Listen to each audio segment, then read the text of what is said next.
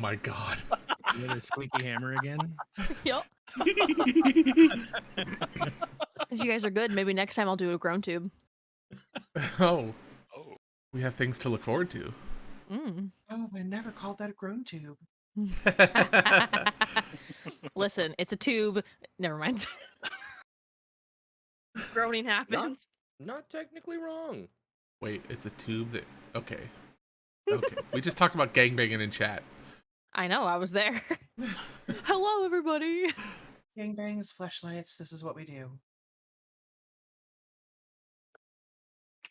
And on that note...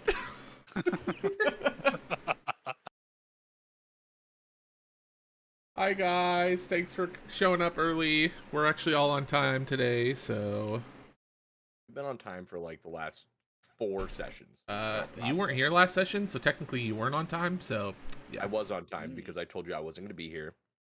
Do you say you're not on time when you go to work and you Yes. have a day off? Yes, No. yes I do. Because usually when I take a day off work, I have plans. So I'm still technically on time somewhere. So D&D is work to change. Somewhere. No, it's- Now and set, apparently. Yeah, apparently. I don't think of it as work. Oh well, Atrix is gonna sound stupider than he already is. I was Sweet, just cool. going to say, never mind. You roasted yourself and saved me the trouble. All right. Hello, everybody. Welcome to episode 12. Dirty dir. That's Can a I- playful evil laugh, and I don't like it. Yeah, I need the same. the more playful, worse it is. Can I get everybody to roll me 12d32s? Oh.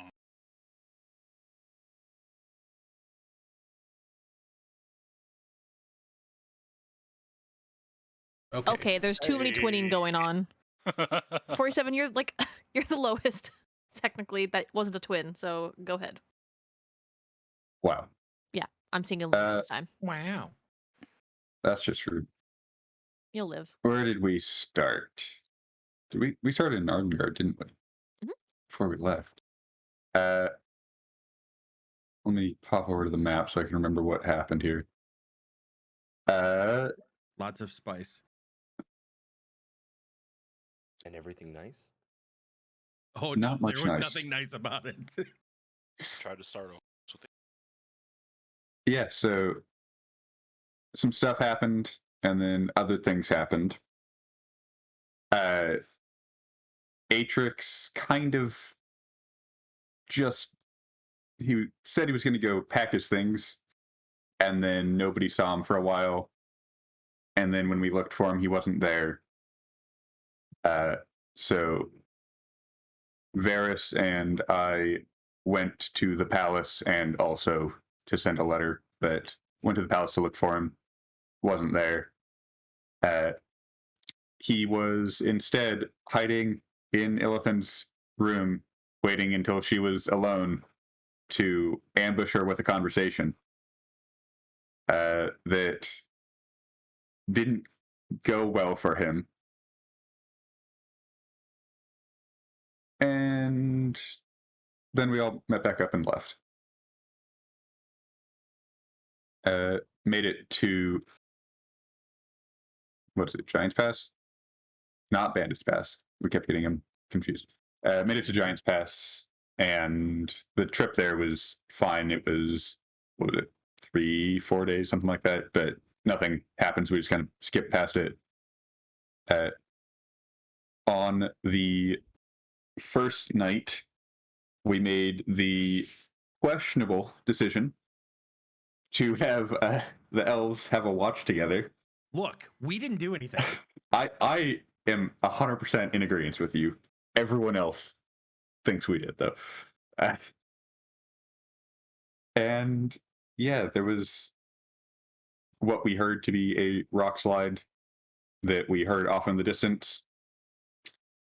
Nothing affected us at the time until the next day when we came across the rock slide. And yeah, now we're in the process of trying to figure out how to get rid of this rock slide so that we can get through, and the people who were already on the other side attempting to move rocks can also make their way in our direction. Atrix flew over, had a quick conversation with them, and then flew back. And everyone was like, "You can fly?"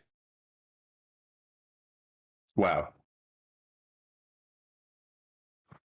I think that's about it. Sure. We all caught up? Pigs can fly. There.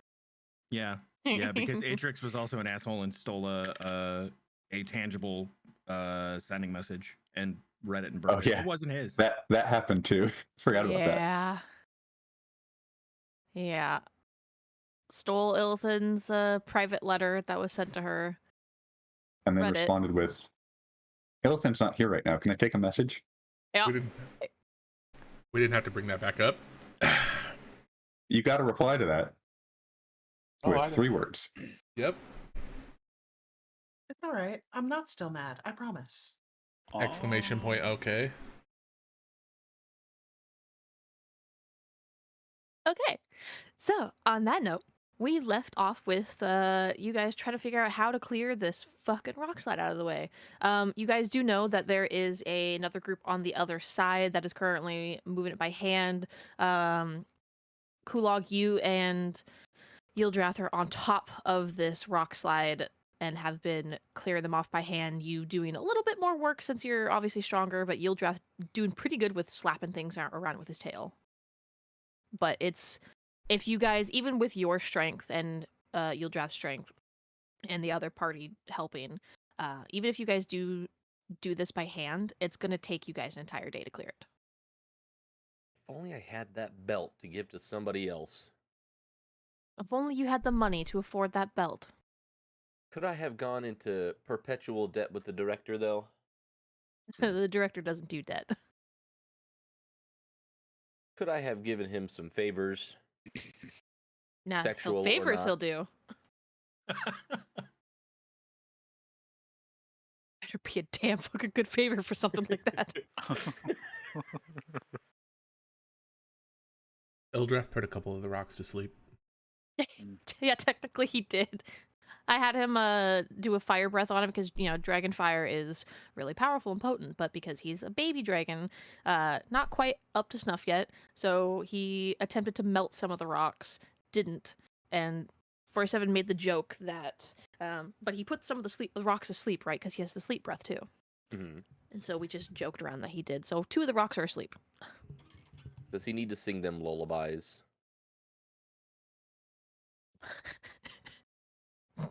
I don't want. If you wanna, Yeah. you wanna RP him singing a lullaby, go ahead. I'll pass. That's Yeah. what I thought. Rock by baby. Okay, so Atrix gets pushed off into the valley by a rogue rock coming down that was a little bit late to the party. Jesus Christ.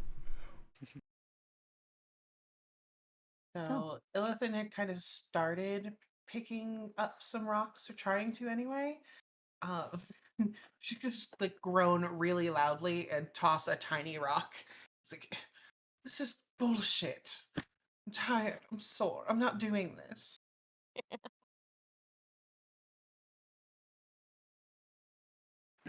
Let's see.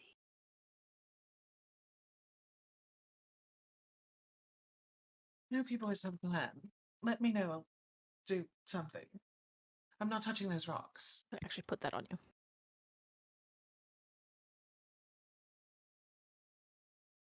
Atrix is gonna walk over to the cliffside and see what is down. If he can see what is down in the valley off the cliff. It's just more valley. There's nobody. Not in this area. You do know that there are ruins in the like mountain range, but not specifically here.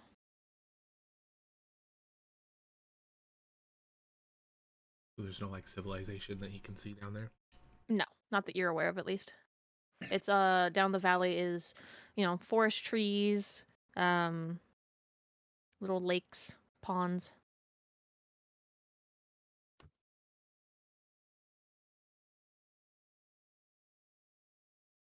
I have something that can potentially clear this, but I don't know if it will harm anything down below. Anybody else got an idea?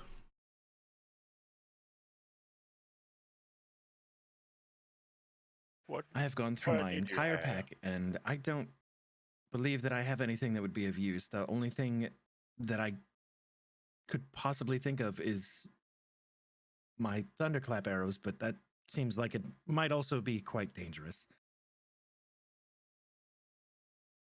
Agreed.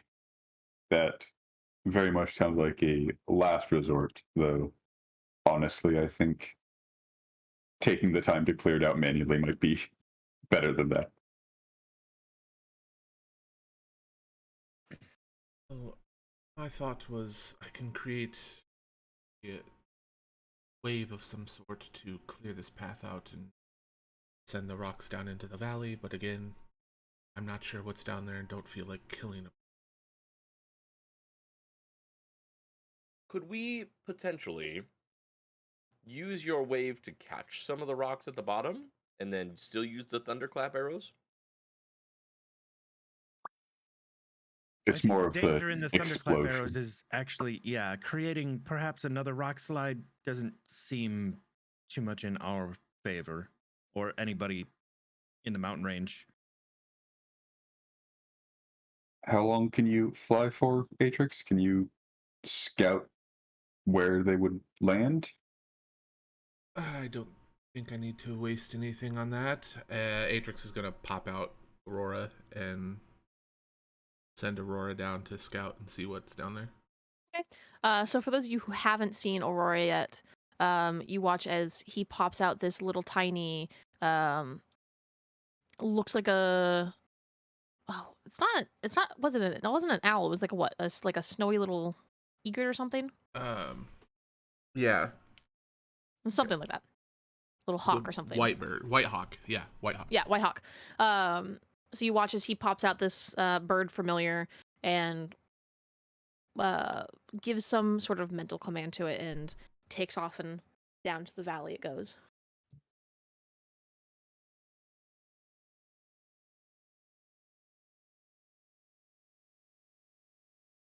Are you just waiting for Aurora to come back, or are you gonna look through Aurora's point of view? I will sit against the wall and look through Aurora's eyes.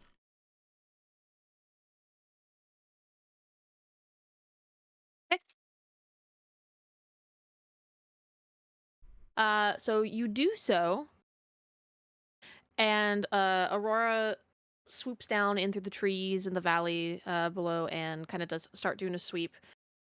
And go ahead and give me a perception check for Aurora, which the sheet for Aurora is in players and then familiar pets, etc. You. Perception. Holy shit! Deceptive ass bird. Yeah. So, with Aurora's great perception check. That might actually be an advantage. You should check.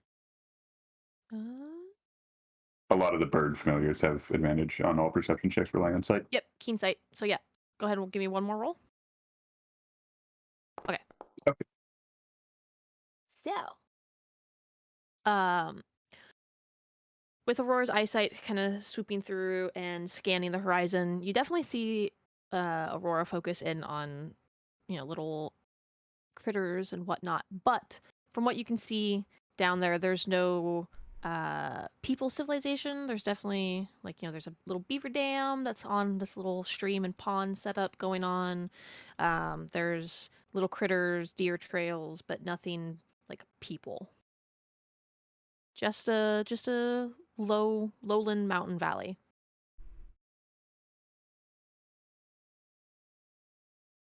I will bring Aurora back and report that to the rest of the team. And well, it's worth a shot.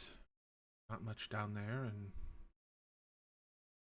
see if we can clear this out relatively quickly. Might not be a bad idea. The only problem that I'm seeing is it could potentially cause mudslides, another rock slide. It's worth a shot, but it's dangerous. No matter what we do is going to be dangerous unless we clear all these rocks and strategically place them. Well, Varys takes a nice stretch and like kind of does some like upper torso twists. Don't remember when the last time I had a good day of manual labor was. And just starts grabbing what he can to start moving things out of the way. Yeah, I think you and I were just kind of grabbing the smaller ones that like working together to do half of what Kulak was. I'm not strong at all. I can't, Yeah, neither am I. I can't move anything sizable. So yeah, I will just essentially join you in that so that we can together do half of what Kulak's able to do on his own. Okay. But both of you go ahead and just give me strength checks just for seeing like how much you guys are able to clear. We have to. Yes. Oh no. Oh, Okay. Damn. Sigrun put some freaking work in. Like surprisingly so. You guys watch as he like rolls up his sleeves and kind of gets ready, and he's lifting. It kind of, for those of you who remember and were here, which is most of you, kind of reminds you of the Barbafa fight when he took the sword, the absolution before Kulak had it and was using it to fight. useless is melee worthy. fighters unable to move.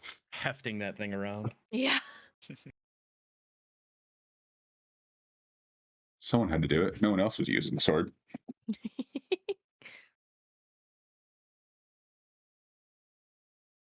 So is the plan to just hand clear it for the rest of the evening?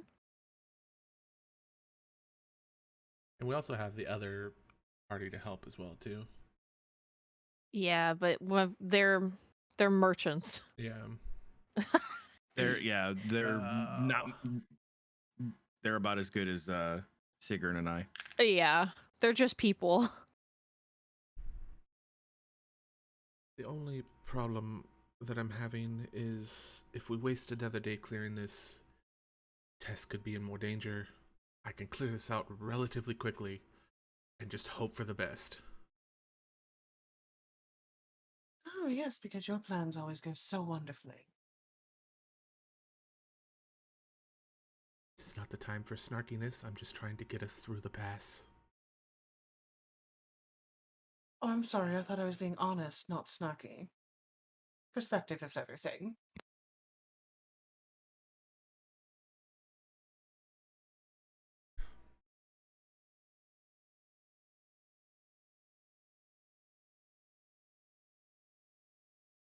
I'm in Well- if you guys want to, but I will continue to try to move these rocks. And I'll try to pick up a rock on my own. Yeah, strength check. Oh god. Okay. Oh god. In a moment of slight annoyance and anger, you kind of funnel that all into you hoisting this rock. And at first, when you put your hands around it and start lifting, you're like, "Ah, shit! I took too big of a rock, but it's too late to turn back now." And you managed to lift it and throw it over the edge. Hands hurt a little bit afterwards, but you did it.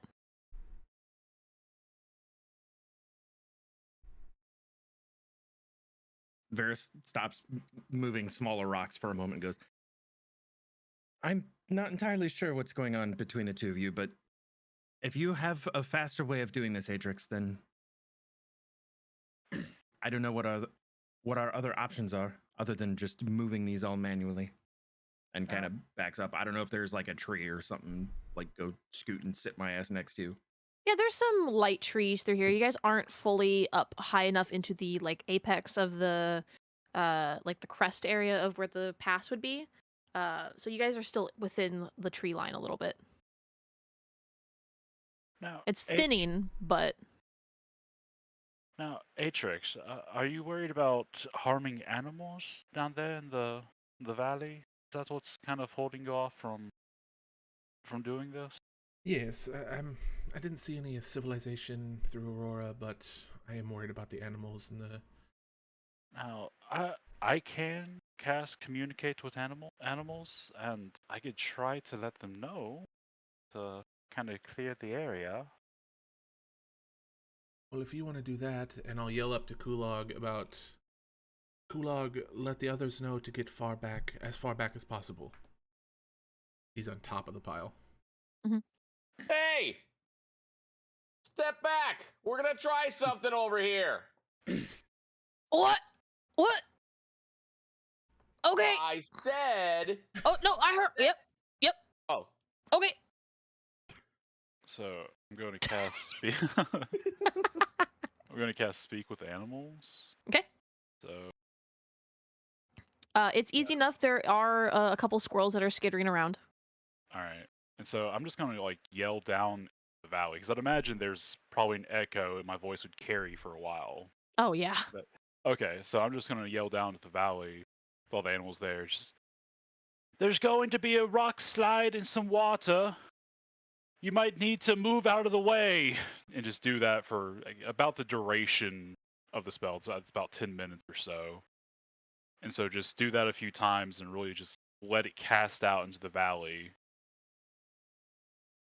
You guys hear this strange. It doesn't quite sound like he's saying words to you guys. It's this weird, almost like listening through. How do I describe this? It's almost warbled a little bit, so it almost sounds like it's almost like Simlish a little bit, where it kind of sounds like words but not.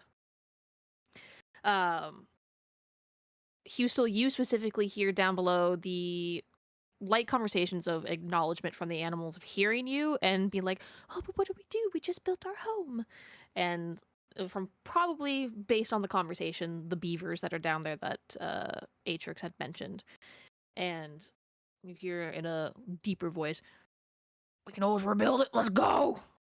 I don't want to lose everything again."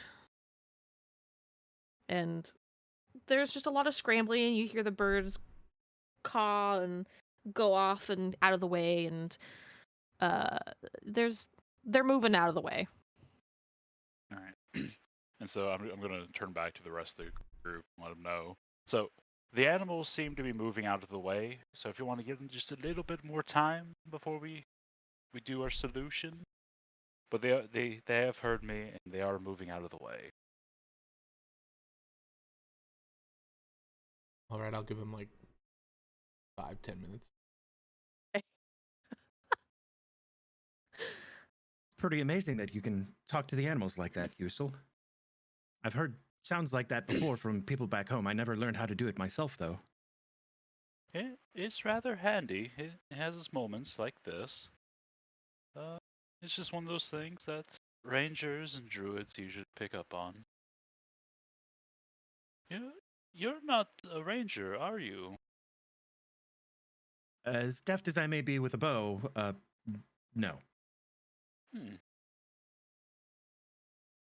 Not used to seeing many elves that aren't rangers or druids or something of the sort, especially from the forest. My specialty is more so in not being seen.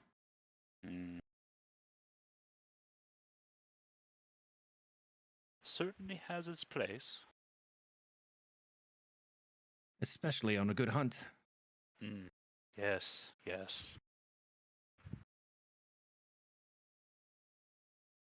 Perhaps we'll have to go hunting sometime. Have a little friendly competition. So do you talk to the animals to lure them in and then shoot them? No. That's against my code. That's perfectly wicked.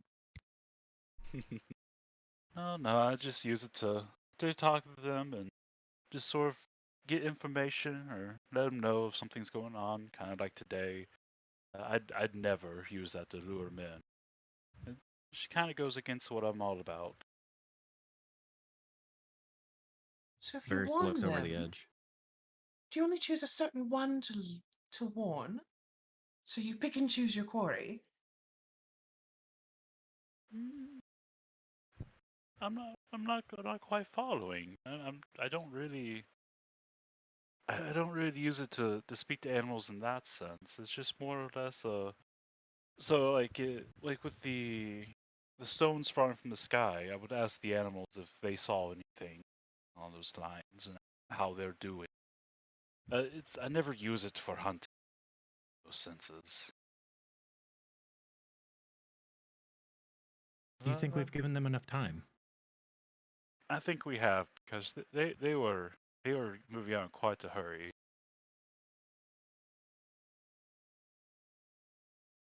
So do I hear any more like noise from the animals down there, or is it pretty much like cleared out? It's don't- pretty much cleared out. See anything else moving? All right. Well, Atrix, I do believe we're in the clear. I Is mean, Kulog still on top yeah. of this? in that time, I He would have told is. Kulog to get down. I'll just have Ildrath fly up a little bit, and I'll just grab onto his feet, and he'll just carry me down to you guys, and I'll just we'll slowly drift down. Dragon parachute. Yeah, dude. Check out my dragon parachute. What's I up? just see that Fortnite glider. I was just thinking it's I like was a thinking Breath dragon of the Wild. glider. Yep. Oh yeah. I was thinking either Breath of the Wild or Ocarina of Time when they take the owl down the mountain. Yes. When he gets But- bigger, you guys can stand on his feet like they do in Pokemon with the Corviknight. Oh yeah. Okay, When he gets bigger, he's gonna eat all of us as a snack. So Right. maybe we'll see.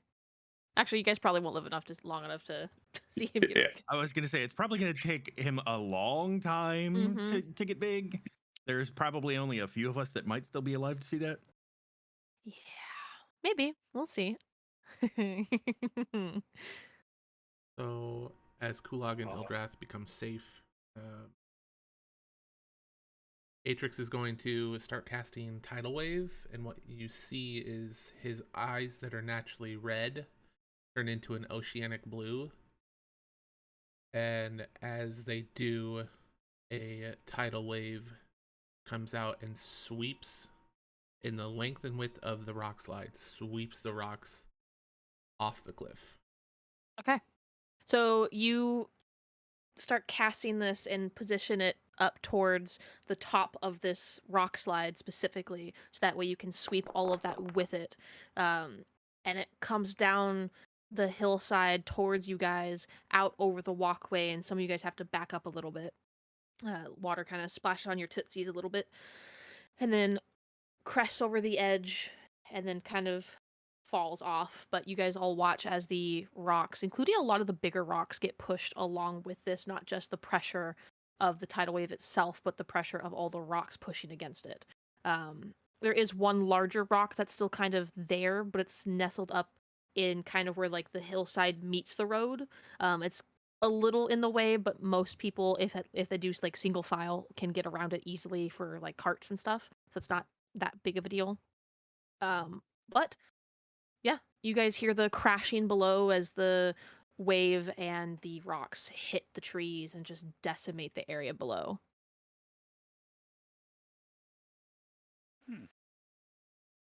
On the other side now, where the rock slide would have been, you see a small group of merchants who are kind of standing there like, what the fuck? And they are very carefully peering over the edge, but not getting too close in case the that side goes. And then they look to you guys, look down over the edge, look to you guys. But they have a covered cart, and there is 3 of them. Nobody go through the path yet. It may be weakened from the rock slide and the water. Ildrath, do you one of you who speaks Draconic, can you have him like fire the pathway and harden it? Ildrath, buddy, Oh. use your fire breath to maybe dry the road and make it a little bit safer to pass.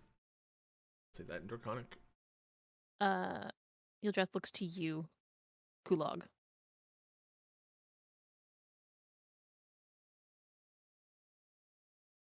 Fire breath. The ground. Okay. Still can't do like full sentences together. It's just like words. Ildrath, use fire breath. He does stampies instead. He takes up into the air and he starts fire breathing the ground to dry it out and harden it. And you guys watch as the 3 merchants on the other side look at Yildrath, not having noticed him at first, and kind of take a step back because it's not every day you see a group with a dragon. And they're like, "Oh my god!" But it does take a little bit. And It's okay. He's on our side. kind of give you like a shaky thumbs up, like, yeah. Yildrath dries out the area. He kind of goes down, both up the hill a little bit and down the hill, to make sure that both of those aren't going to give out. But yeah, after a few minutes, he goes through and like stamps it with his tail to make sure everything's stable, and then gives you like a dragon's like okay symbol, as much as he can. Zombies. A claw up. Yep. Like a thumbs up, but just with his claw. Mm-hmm. Good job, little buddy. I knew you could do it. I just picture him with like this goofy dragon smile, all proud of himself. It's literally toothless. Yeah. Yep. Set with full teeth. Well- Hendrix will make his way across the path towards the merchant. Think it should be good. And yeah, Varys like gathers all the shit that he took off of himself to move rocks. Starts going. All right, easy enough to do. You have guys a start question. leading. Yeah. What is the size of the big rock that is still there? Like, is it larger than us? I don't know. It's pretty large. Think of like a yoga ball size, Okay. but like one of the big yoga balls.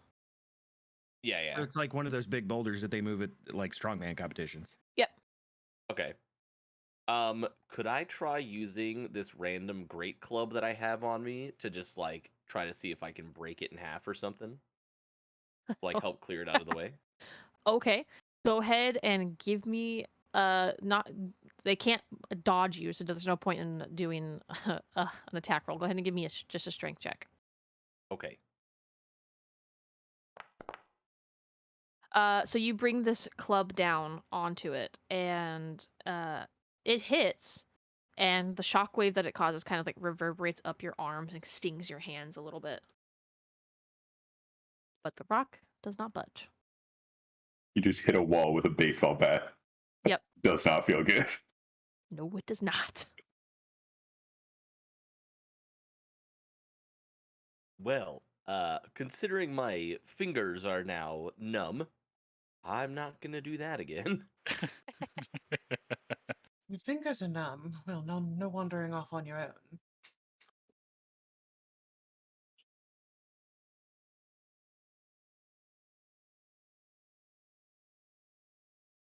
I hope not. You know, I'm still upset about that box. There were nice things in there.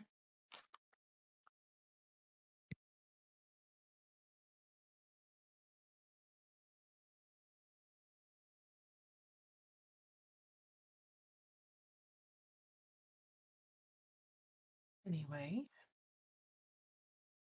We can try one more thing before we leave if you really want to move this rock, Kulog. What is your idea, Sigrun? I will walk over to you and grab one of the 2 5-foot-long planks that you have and just wedge it under the side of like the trail and just kind of point at it and be like, try to lift that. Essentially, just try to fulcrum it over the edge. Ah, okay. Go ahead and give me another strength check. DC Okay. is much lower now.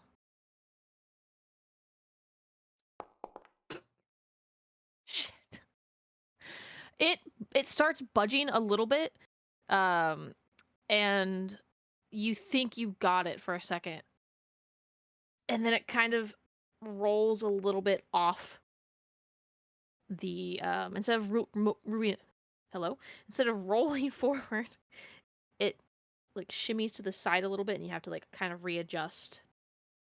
It moved a little bit, Sigrun, come give me a hand with this. Apparently I can't get good enough leverage. I might just need an extra pair of hands over here. Here, let's just do it this way. Sigrun, you and I can lever the rock from underneath, and Kulog, you hit it while we're pulling down. I will give you assistance by casting guidance on you, because my strength is not going to help you at all. On me or Kulog?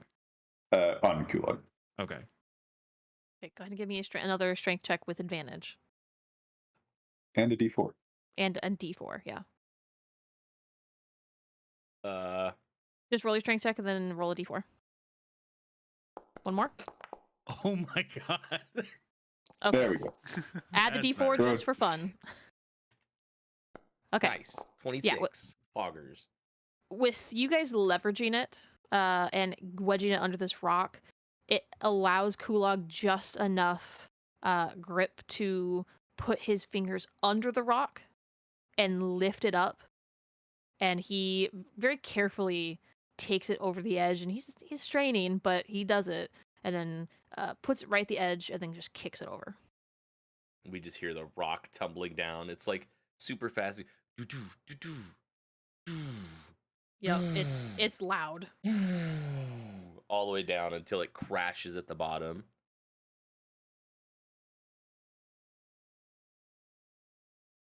So, Well, rock's fully cleared.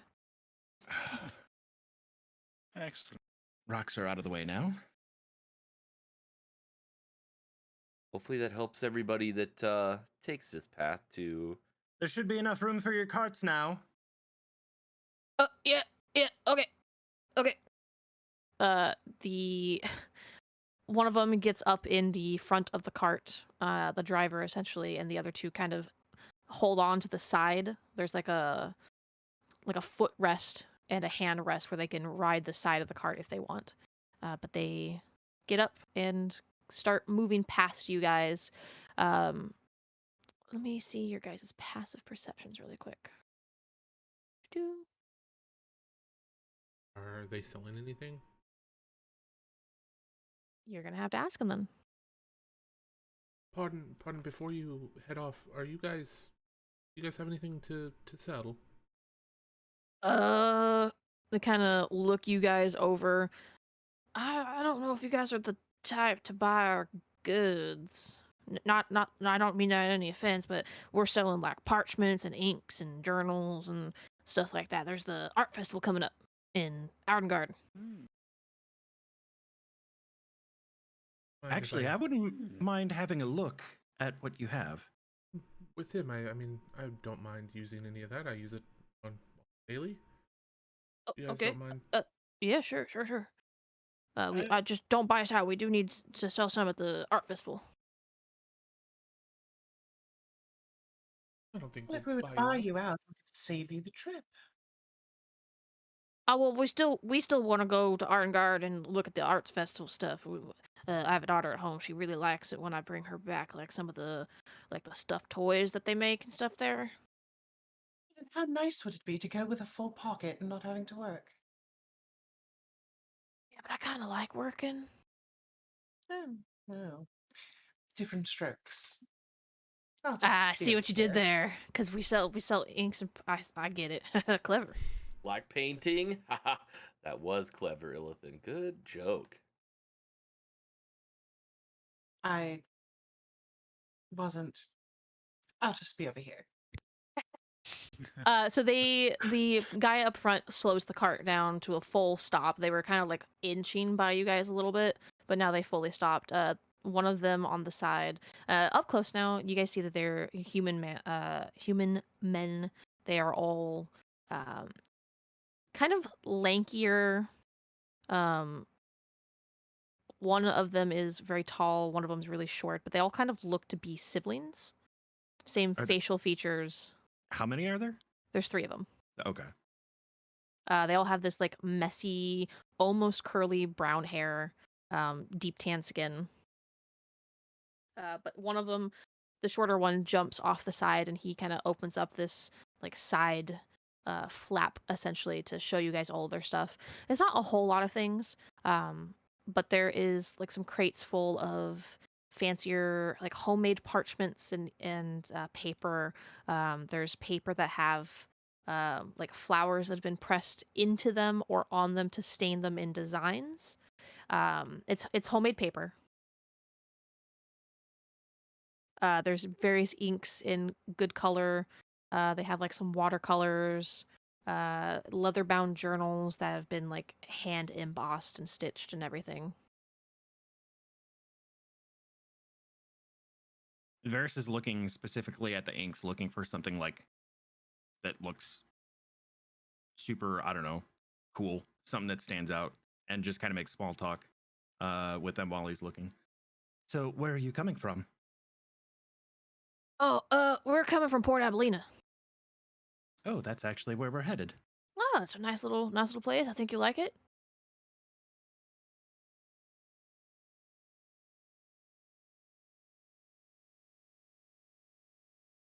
He just kind of stares at you like he's expecting more conversation. And when you don't give it, he just kind of nods his head a little bit and starts looking up the sky and the tree line. Well, I think Varys gets distracted looking like through, I don't know, like, are they accessible to where I can like pick up the little bottles of ink and like hold them to the light?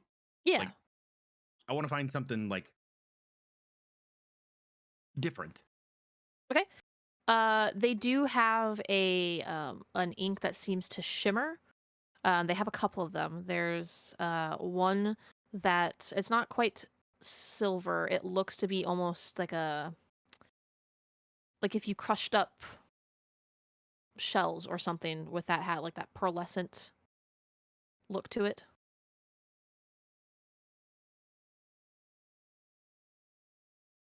They have one of those. They have a shimmering blue one. It looks to be like a very stark cobalt blue. Does this, the first one that you described with like the abalone shimmer, Mhm. Does this actually shimmer like this when you write with it? It does. Yeah. Because we're from the port, we people just tend to, throw their shells away. So we have a process to where we grind them up very carefully and add that to our inks. And I can't give you all the secrets, obviously, but I think we're one of the few ink sellers that make that. Actually, It's very pretty. How much for a bottle of this? I will tell you in a una momento while I look up the price. Because I have it written down in my notes.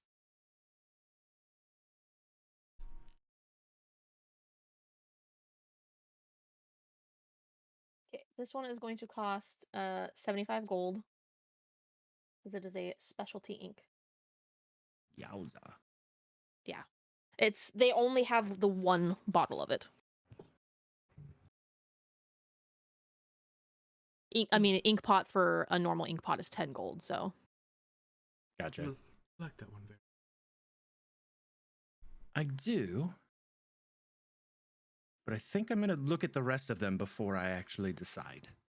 And he sets it back down and keeps like perusing whatever they have.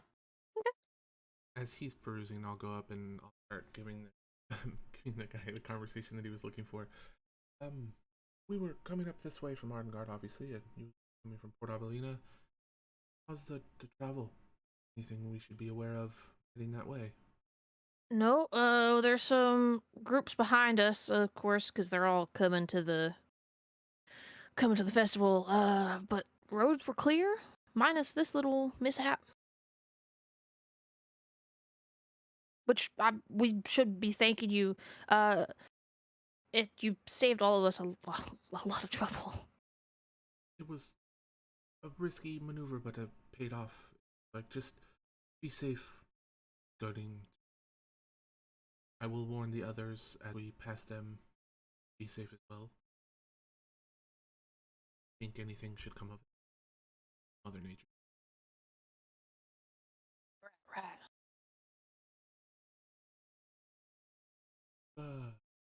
Get into town if you have a chance. Stop by the palace and let the guards know that the crown prince sent you, and see if the queen can maybe rustle you up something and depending on how she's busy. She's busy right now, but let him know that the Crown Prince sent you, and if she can send you on your way home with something from the Ardengard. I'm sorry, could you repeat that one more time? I must have wax in my ears from traveling, and I haven't had a couple days to clean them out. I said, it's Ardengard. Visit the palace. The Crown Prince sent you. If the Queen can send you home with something of Ardengard. He kind of looks at you for a moment. He looks at you for a moment, looks at everybody else, looks you up and down. Oh, you're him. He immediately backs away, and his entire demeanor changes. And he doesn't look at you. He actually looks a little uncomfortable. Not really sure what to do. But he kind of keeps his head lowered. No need for that. No need for that. No.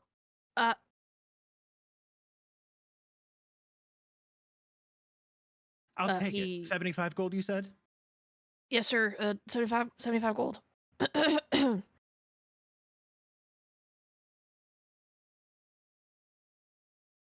I'm just gonna creep into Atrix's head. here you go. You fucking idiot.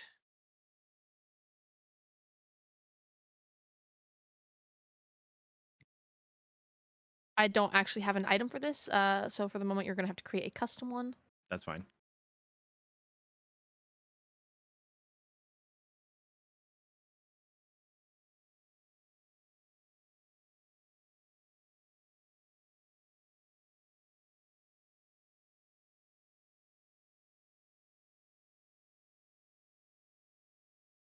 There you go. Take that and rename it. Cool. Thank you.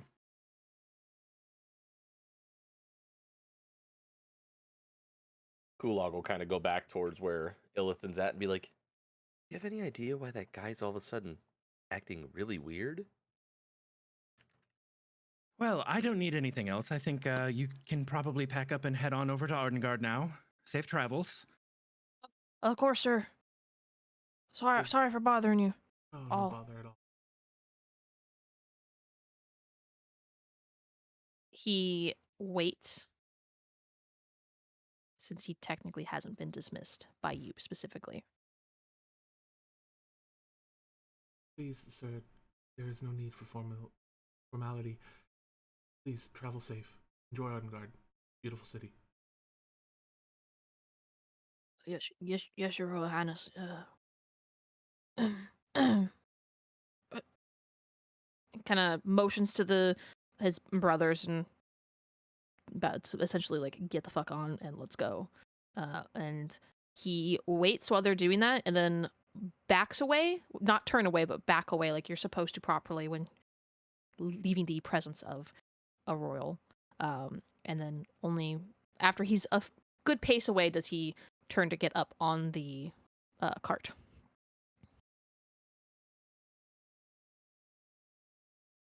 When they get a distance away from the group, I would like to just follow after them solo. Hold that thought, Kulog, will you? Yeah.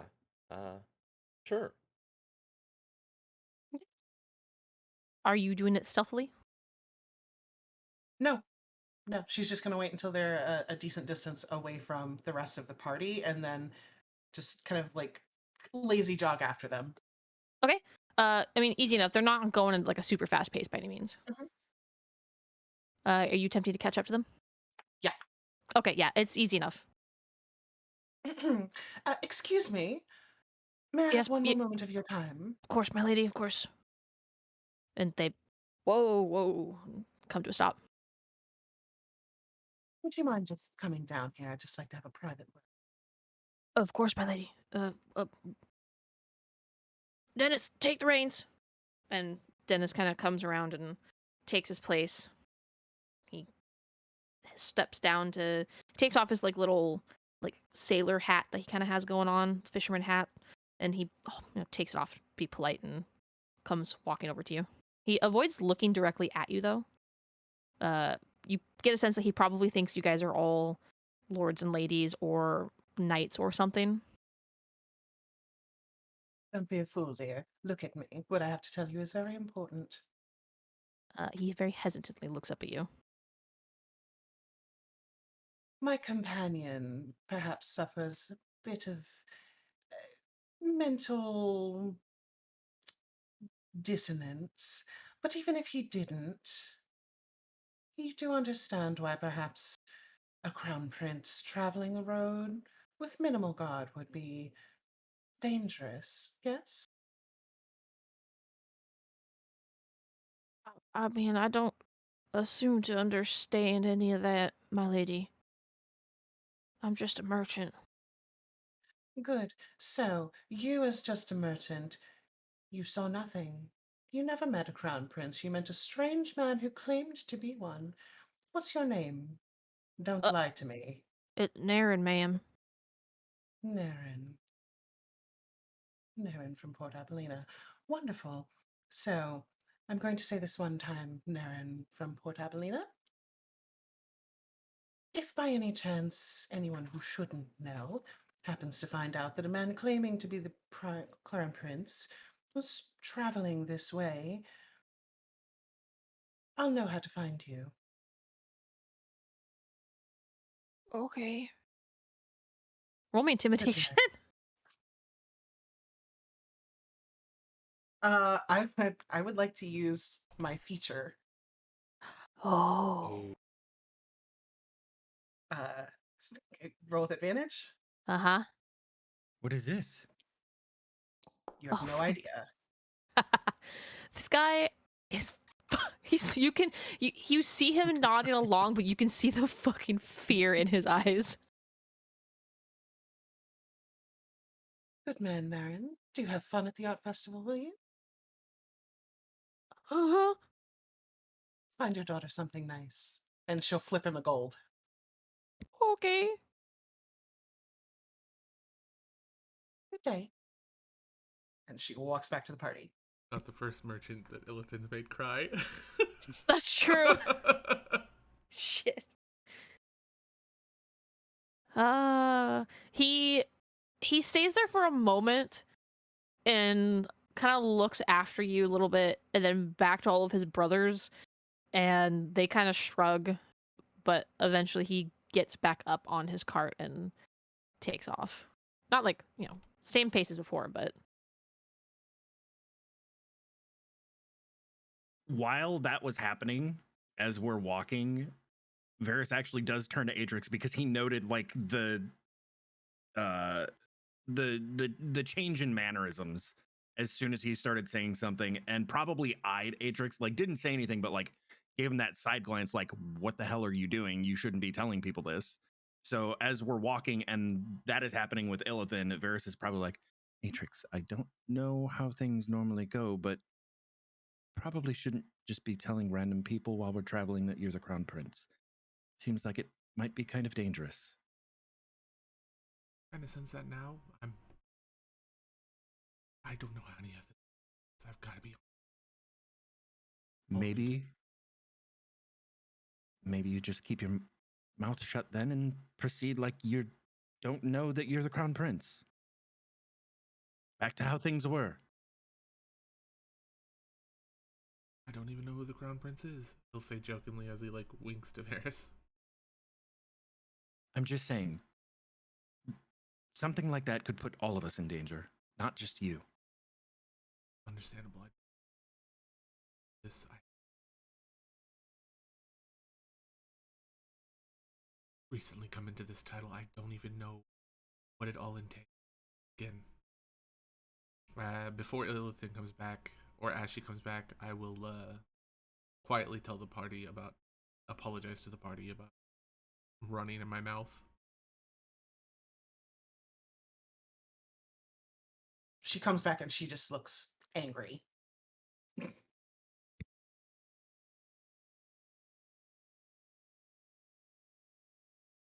okay. So, with the rock side cleared, the merchants met You guys push on forward, getting onto your horses to continue your trek through the Giant's Pass. The rest of your day goes by rather smoothly. Awkward silences here and there, small talk made. But eventually, you guys do manage to find a large enough area that you can kind of pull off to the side. It did take you guys a little while to find it, but find it nevertheless you did. It is starting to get very cold at night now. Not like freezing temperatures, but cold. Winter is coming. You guys are at the end of summer. Eventually, dear, yes, that is how it works. Are we going to have a dome again, Atrix? We definitely. We do. I will not be able to leave it, but definitely.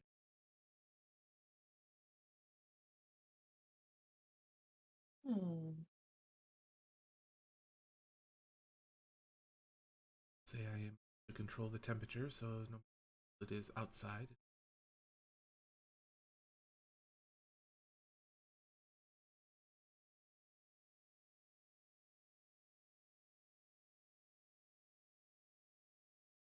As long as we have a fire going, I'll be fine.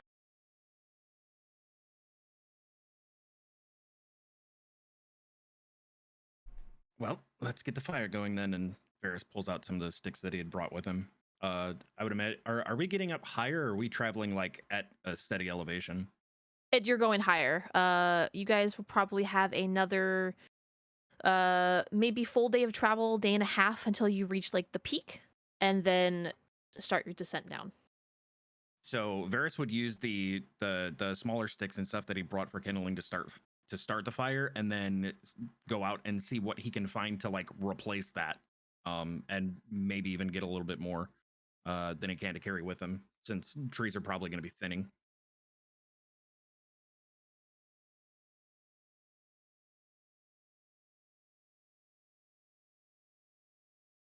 Fire's going. Whoever's cooking dinner can probably get started soon. I'm gonna go see if I can find more wood to replace what we just used here. Varys, go ahead and give me a survival check, specifically because, you know, fresh wood and dry wood, and it does make a difference. Yeah, easy enough. You're able to find enough dry, downed wood and not fresh, which will burn better. Kulog gets started on the dinner tonight, and it is just as good as Hustel's delicious food from the last 2 days. 2 days.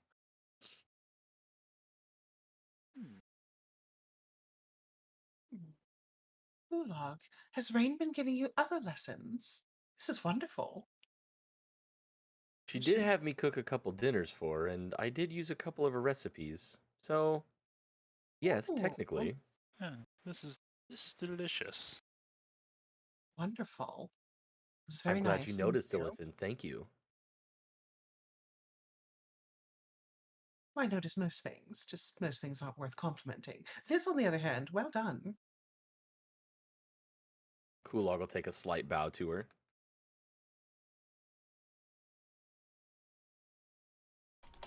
Hmm.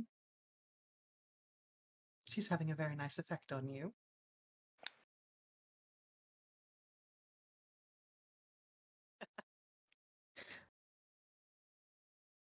I will keep my mouth shut.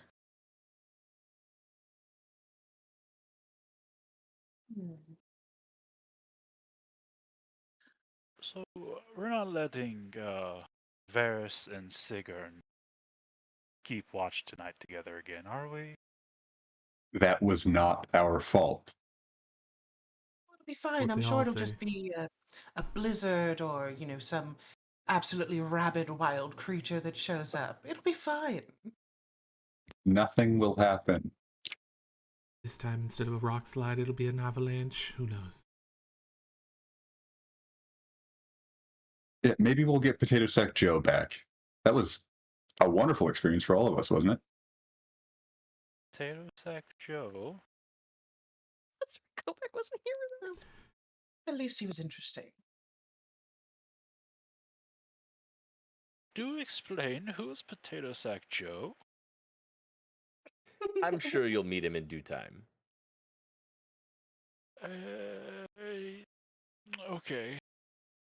If you just see a random individual run through our campsite, kick over our fire or put it out, and then run off, you've met Potato Sack Joe. All right. Raised, very rough around the edges. Arms waving, making a lot of noise. He's darling, really, harmless.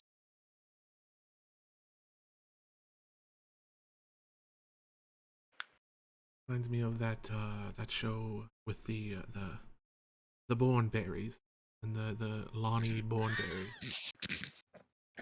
That's my favorite theater performance. I don't believe I've seen that one. Honey Bornberry. It's great show. I'll definitely show you once we're back, either in Garden Guard or somewhere else. Thank you. I'd like that very much. All right, well, I found a whole bunch more wood to take with us as we keep moving. Probably help keep the fire going tonight, too. That's smart. Who Trees cooked are it? getting a bit Smells scarce.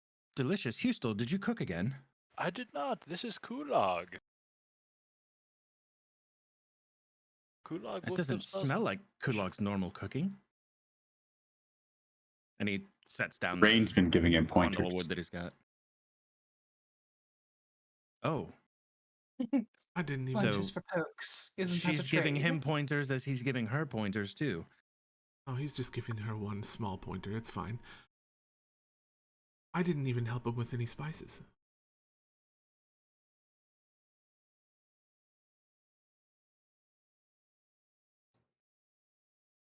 Oh, Atrix. I feel like you're projecting when you're talking about small pointers. Oh.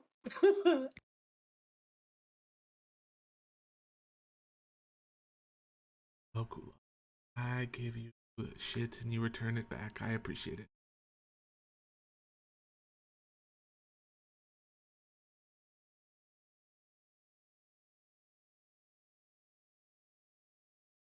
So, who's going to be keeping first watch? Before we get into more pointer talk. I can take Well, first watch. I'm determined to make this elf watch happen because nothing bad can happen 2 nights in a row, right? Oh god. I'm here for it. Oh, look, would you like to take watch with me? Sure. We can talk about Wonderful. my cooking. We can. Maybe swap some recent experience stories. So, swapping Atrix and Kulog then, that will put Kulog and Illithin, Varys and Hustel, Varys and Seeger, and Atrix then. Does that sound good to everybody? yep, I'm gonna That works. pop up Tiny Hut. Say that order again. I will type it in chat for you. How about that? I'm just because I have it in the party notes, so I'll just update it. Yeah, I have my own watch order that I keep for you guys. That's fine.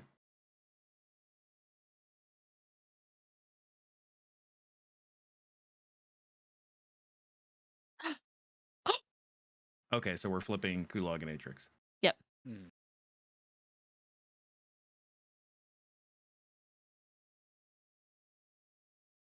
Before,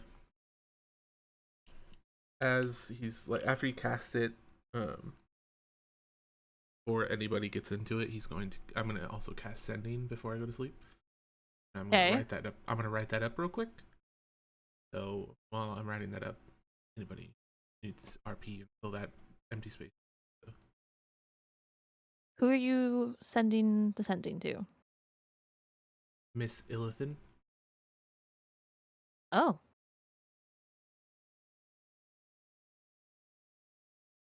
Interesting. Ought to be fun. Okay. Not who I was expecting you to send it to, but okay. I'm here for it. So, what does your sending look like? I don't remember. So, my sending. I mean, I don't know if anybody's in the dome with me at this point, but my sending will look like small pieces of torn paper in a circle, like kind of in like a dust tornado, that like eventually form into a full sheet of paper and just poof into existence. That's right. We went through that. You were basically fucking Conan from Naruto. Mm-hmm. Yeah. The weebs will get it. Oh, yep. Okay. So while you're typing that up, now would be, since we are at our halfway mark, now would be actually a good time to take our break. Okay. Break time. Woo. Break time. We'll Break be back in time! like 5-10 minutes. Yep. Bye. Bye. Bay.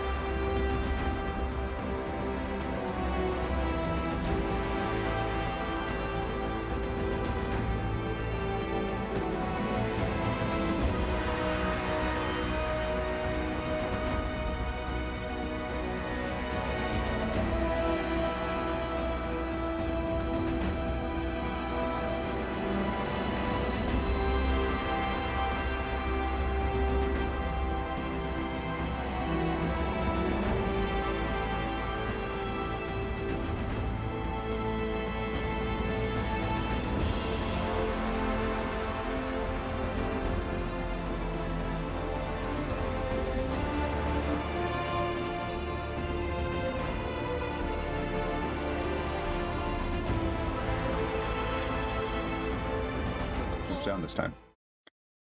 What? Oh, No, I it only made did a that to the weird start of the sound. stream. Welcome to Die. Okay. So, sending has been sent. Ilithan, you get the sending message as you were setting up your tent. Do you respond at all? So, not setting up her tent, but she's just kind of sitting, waiting for Kulog to come over. And she watches as the pieces of paper kind of swirl and form the final product. She takes a very brief look at it, folds it up, stands, and walks over to the fire. And exactly the way that Atrix burned her letter, she burns it and just looks into the tiny hut, or looks in the tiny hut's direction with this vicious smile and just drops it. Adrix, you definitely see this. Atrix will get it. Just he'll smile at it. He knows he deserves it.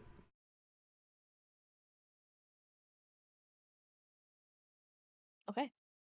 So, Kulog and Ilithan, let me get your perception checks out of the way, please. Damn, okay. Okay. Jesus. Sheesh. The rest of you tuck into the tiny hut for sleep.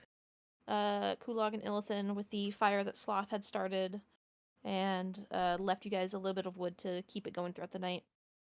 You guys are left to your own devices.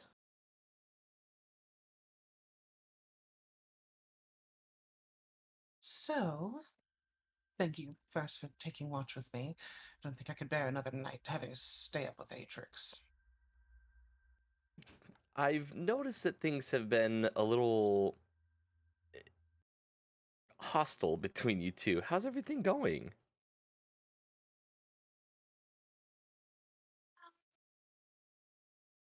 Well, it's going. Suffice to say, he's a fucking idiot. But that's nothing that all of us didn't know. Nothing for you to worry about. All right, I'll just keep that on my mind and obviously do my I'll just let you guys hash this out yourselves. Aside from that, how are things going between you guys? Sketch, I'm gonna stop you right there really quick. Go take care of the stuff now. Trust me, you want that out of the way. Okay. If yeah, we can come back to this here in just a minute. I'll be back in a few. Unintentional, quick little few minute break. We're not gonna switch to any break screen. We'll just talk a little bit out of character for a few minutes until Sketch gets back. If you want, you can do other rotations of people's quote unquote watches and Nope. then Nope. Nope. Nope. okay, I'll be right back. 9. There are multiple people who have a lot of RP planned for their watch orders today. We're not skipping through them. Just in case that there's stuff that might come up during someone's watch order that might get carried I over. or something. still have 2 red cap hats in my inventory. Yes, you do. You still snores and turtles? Shut the fuck up.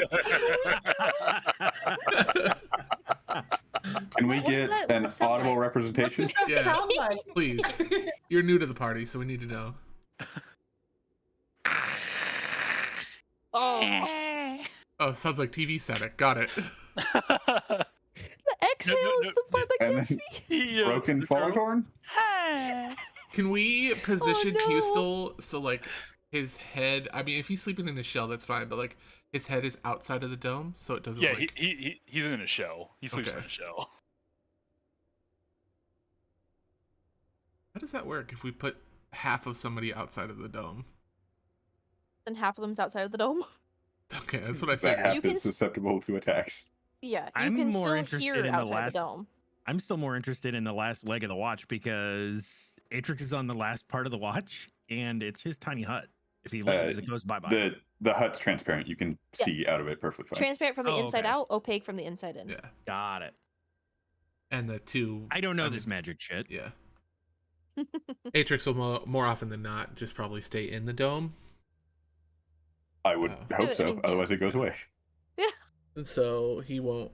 That watch will more often than not take place in the dome. Cougars. Jesus, I'm all Yeah. flustered. Well, not necessarily required. I think most of us leave the dome for the watch just because spending 8 hours straight in a 10-foot radius dome with what 5 other people and a dragon is a bit much. Yeah. Okay, question. Uh-huh. Atrix has manifest mind. If he casts that, does the mind act as Atrix? So Atrix can leave the tiny hut? Huh. Let me read the spell. The Uh, ability, rather. the technical answer would be no. No, You because can it's your use that spell to book. cast a spell through that as if you were in its space, not Okay. you are in its space. Yeah, Okay. so it's the awakened mind of your spell book, not you specifically. Got it. Hey, it was a It's good question. it's essentially think of it like a second familiar. Yeah.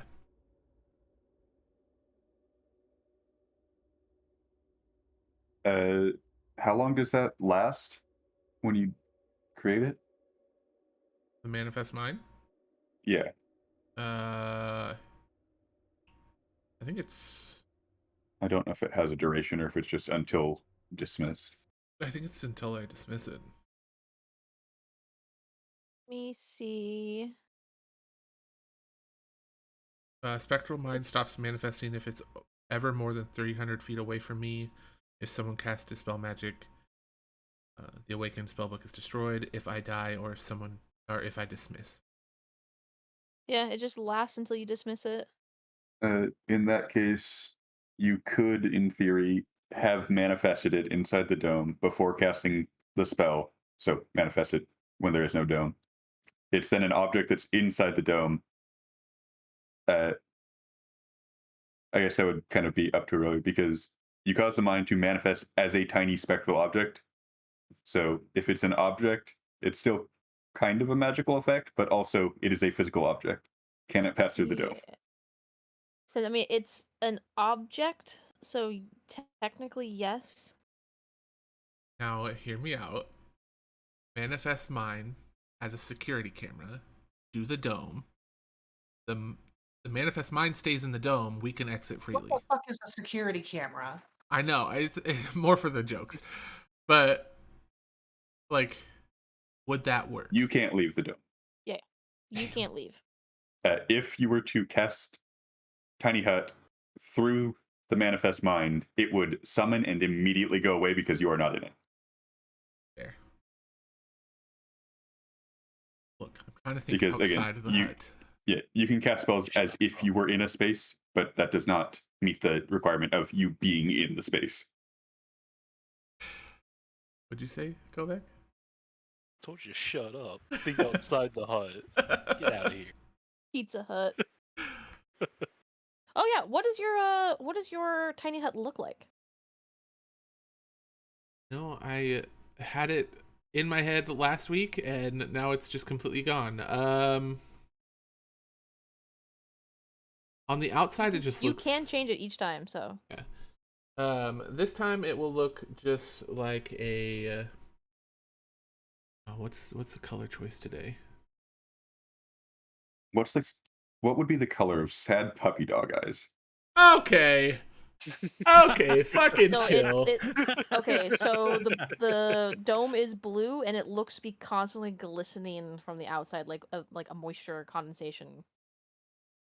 We'll go with it. Might as well go with it with the memes. It's just weeping constantly. On the inside, Oh you just no, hear it's like its dripping form water. changes with Atrix's emotions. It's it's a mood hut. No. There you go.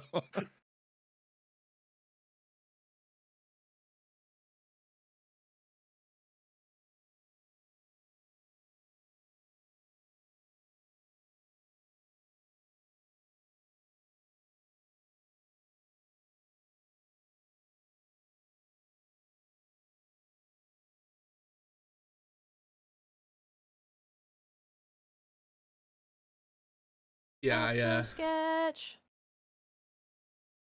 Immediately after saying what I said to that merchant, I was like, I literally I was sitting here and I closed my eyes. I was like, you're a fucking nutmess.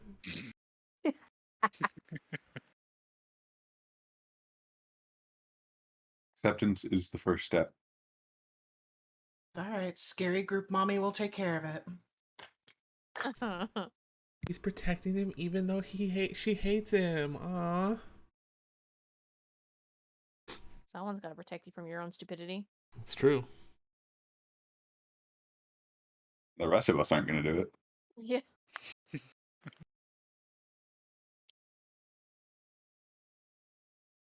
I'll People help can only heal do you that after for so you get long, yourself though. assassinated. Jesus Christ.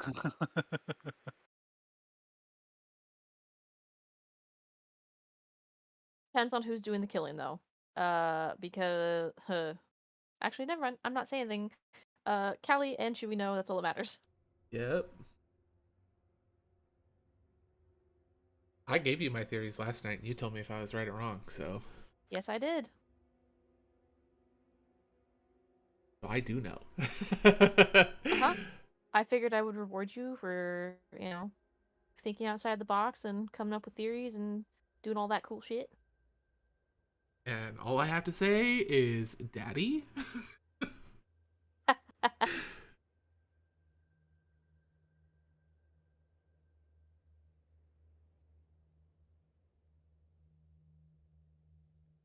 Eventually, Atrix will stop being a fucking moron. Hopefully, we live to see that day. I wonder when that's shit. gonna happen. Historically, a lot of royalty has just been not too fucking bright. It's all the inbreeding. Jesus Christ. Damn. Holy shit, I mean, Callie. where's the lie? She's not wrong. She's Not not wrong at all. but holy lord.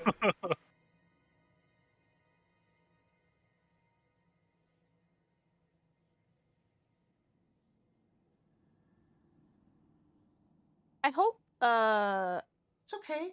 Atrix is a bastard. He's bringing some new stuff to the gene pool. it's Better or true. worse. I was almost like, that's mean, but then I thought about it and I was like, she's not fucking wrong. Like, he really didn't know who his dad was. Sure. Dad knew you, though. Yep. Yes, he did. I'm now curious as to what would have happened. Like, I sit back every once in a while and I think, what would have happened if my choices would have been different? Like, not signing the paper and not becoming crown prince. Nothing would have really changed, but I mean, a lot of things would have changed, that's actually. true. That's a huge thing. Yeah. I'm always Will curious. Elephant hate you as much as she does? Oh, probably. Because he would have found some way to fucking piss her off. Because he's an idiot. He would have found another way to be self-centered and, inconsiderate to the group as a whole. It's fine. Maybe I'm just playing it to where Atrix gets assassinated, and I too like to travel. Bring in another character.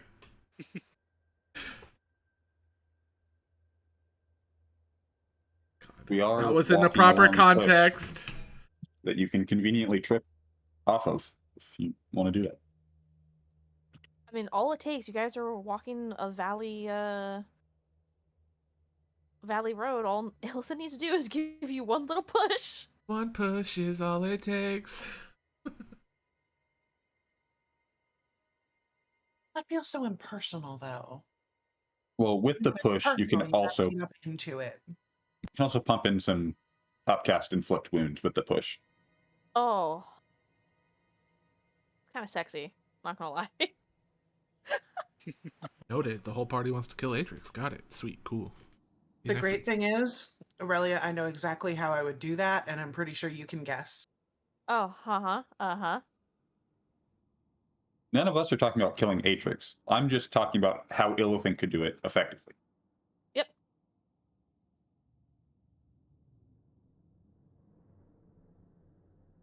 Is Sketch one of those people that, like, sits and talks to people constantly? He's from the Midwest. What do you think the answer Oh, to that is? shit. Fucking Midwesterner guy. You want me to call him? Let's I can put this off a day of travel. Let's just continue. I mean, we could swap I mean, if first and he's fourth only gonna be watch. like a minute or two, it's not that big of a deal.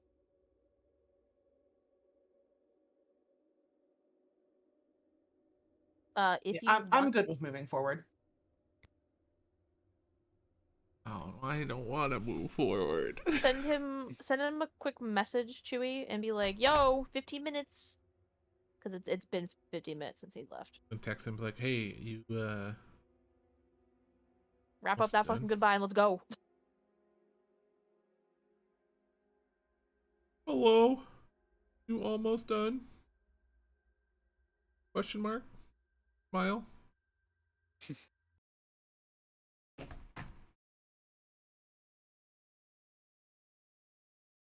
You call him? No, Oh. I just texted him. I was just reading my sent text message out loud to Oh. Twitch and you guys. Don't worry, we'll cut out this intermission in post. It's okay. Not like a personal. Well, while he's doing that, I'm gonna go take a quick pee break. You go take a quick pee break. Be right Pee back. in the party. Pee in the party. BRB probably taking a shit. Oh shit. Peepo poo poo. Do we have that? Do we have what? Oh, pee pee poo poo? I'm not sure. We do. Everybody put their pee pee poo poos in chat.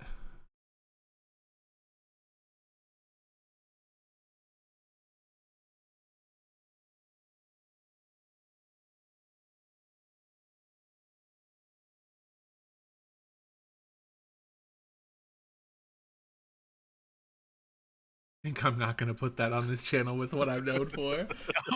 Sketch got in on it too. Hello, I'm back. Welcome back.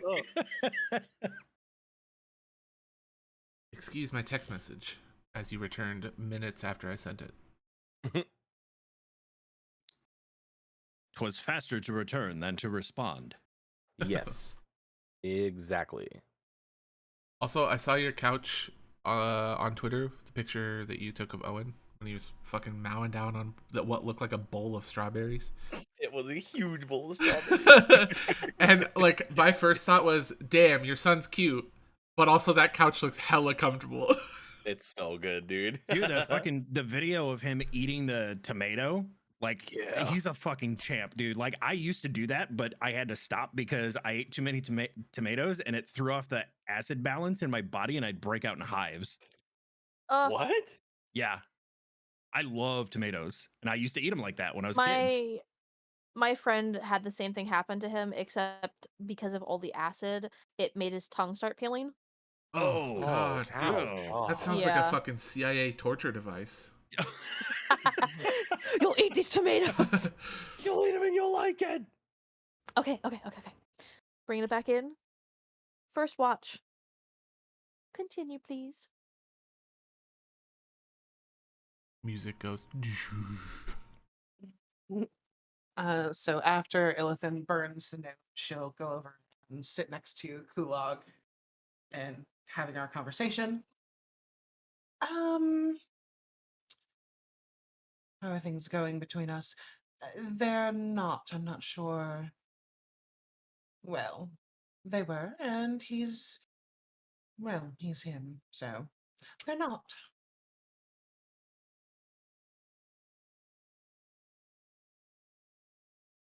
I Nothing more to it, wasn't really.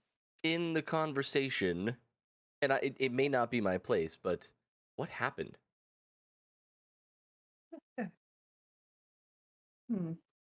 Well, long story short, I made a mistake, and I'm now dealing with the fallout. Nothing that endangers the party, nothing that changes how I would react to any of you. I have gone through some changes of my own.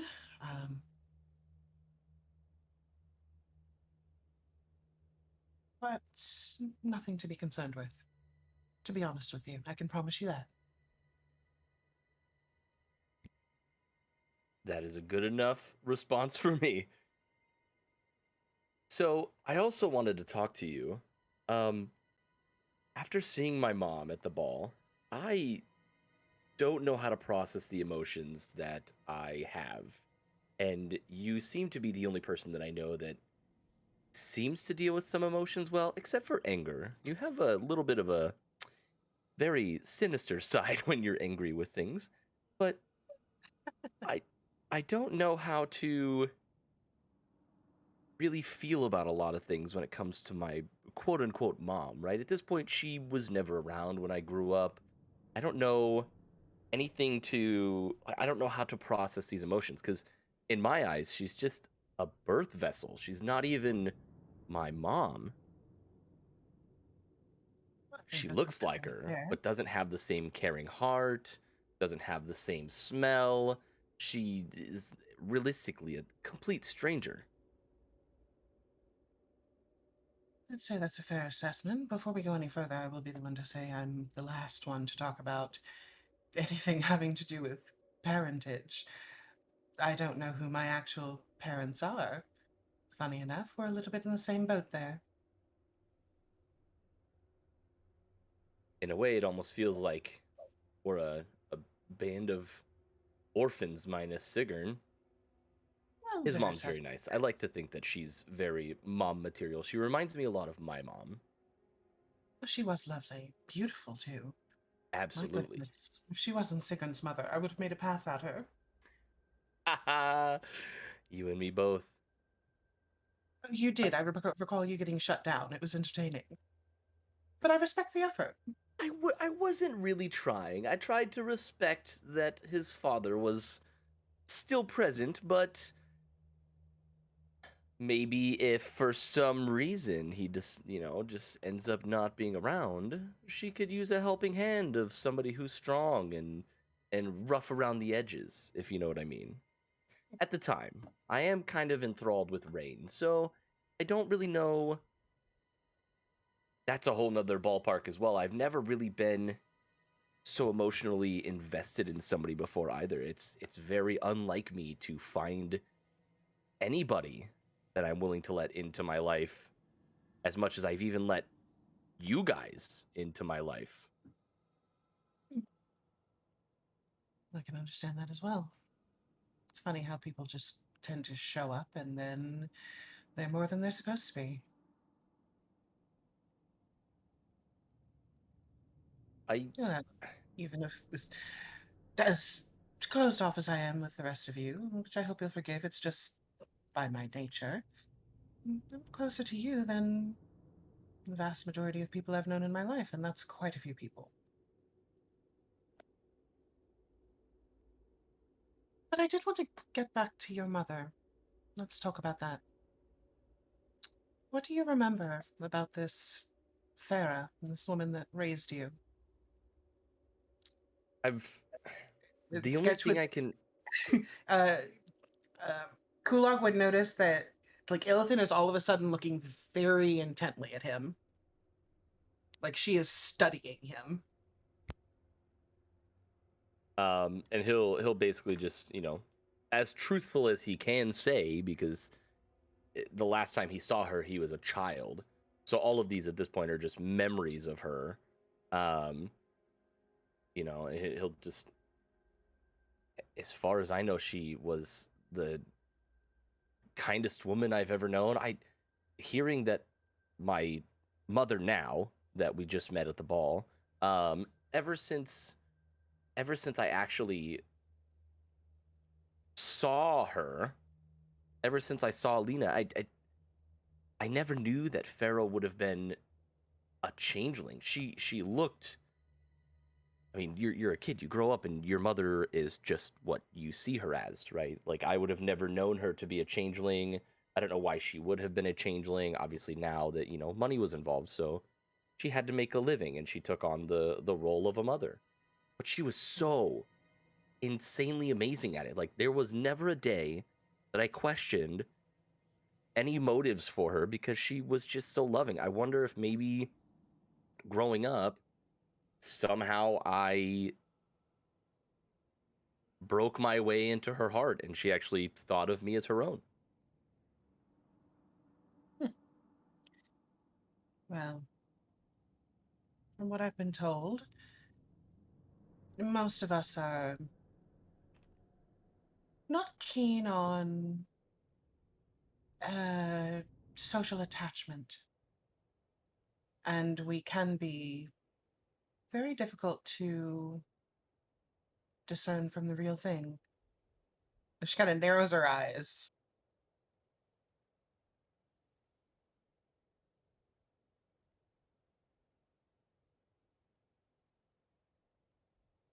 I'm a little confused. What do you mean by that? Well, you said you never even had a guess that she wasn't who she was claiming to be. That's natural. It's part of what we do.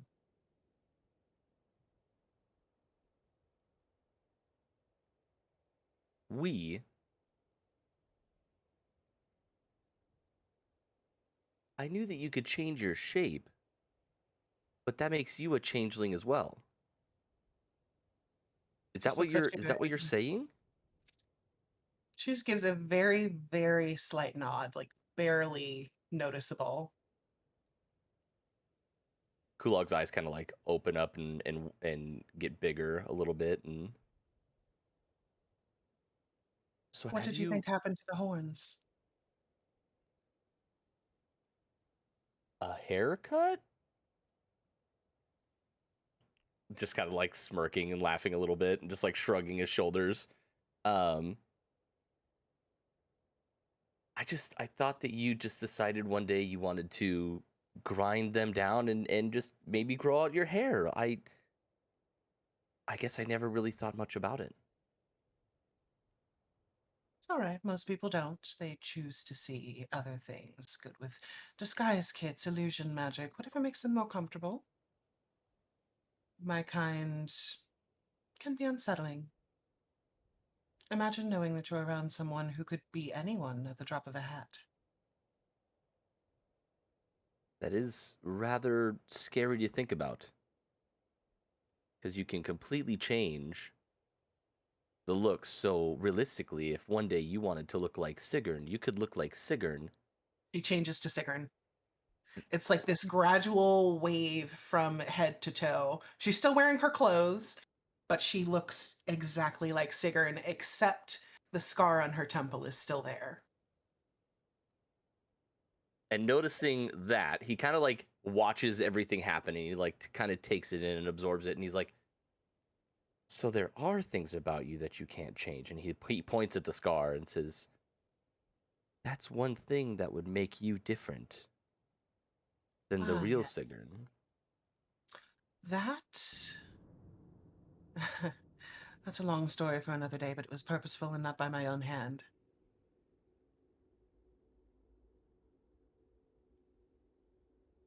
Who did that to you? Oh, and she raises her hands and does air quotes, my father.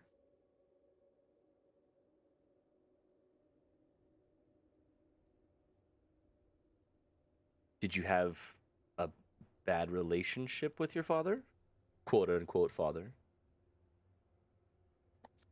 If property and owner is a bad relationship, then sure. He Kulog like wasn't my father. slightly nods and is like, ah, yes, I understand. Things like this, and she points to the scar, are done for a few reasons. For me, it was so he'd always know who I was, no matter how I tried to hide. There were others in my family of sorts. It was used for control. Can inflict horrible pain for those who choose to disobey.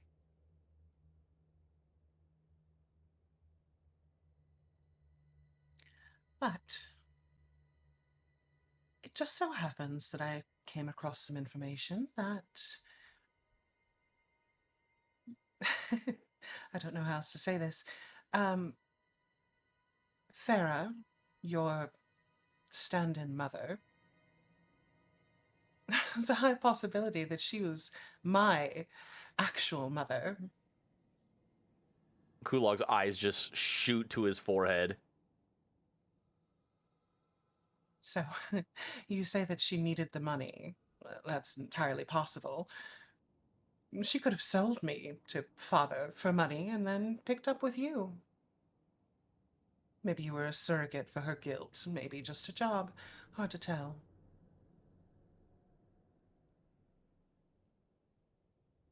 Kulog all of a sudden feels this like immense need to like protect his quote unquote sister at this point, because like it's not biological, but it's almost like a half sister type thing.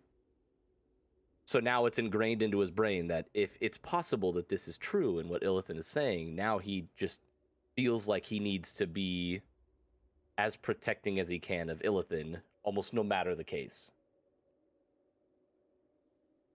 Well, if that's true, then technically in a way we're brother and sister, right? Oh, family is what you make of it. I'd rather you call you family than anyone else I've called family, to be honest. You're not so bad. But if it makes you feel any better, I don't have any memory of her. I don't have any memories past, no, it was maybe 11, 12. I have a feeling it was part of the deal. Whatever was made, however, I fell into where I was.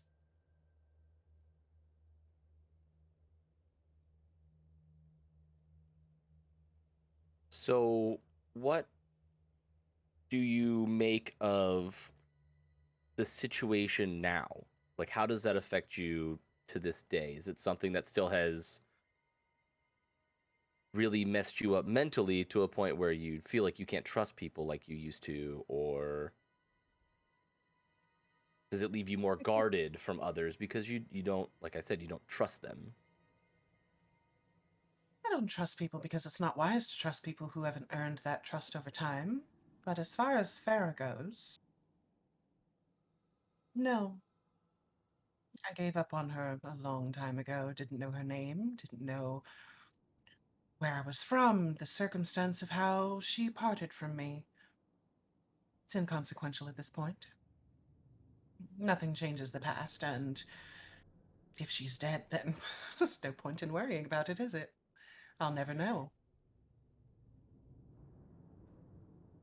Well, we also thought that my mother was dead. I thought that my mother was dead too.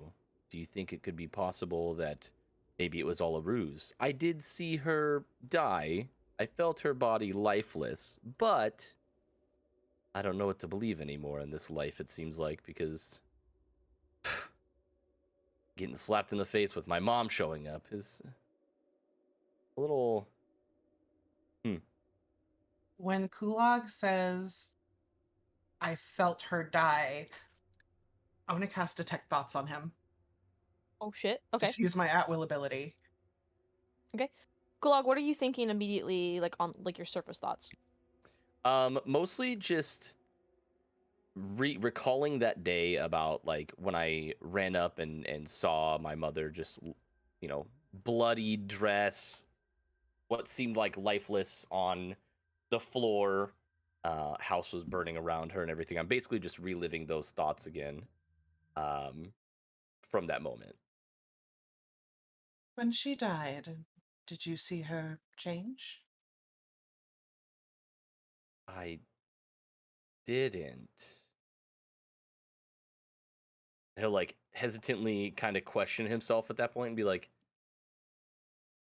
"Do you all change back to your natural form after you die?" Kulog, do you trust me? For this moment, I in general.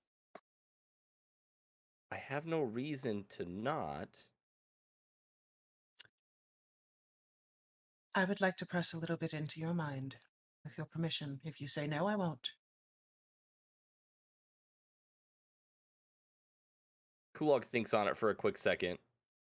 Is there anything we need to worry about with you going into my thoughts? Not at all. I just want you to think about that day, what you saw, as long as you can remember the memory. Just focus on that. I won't dig for anything else.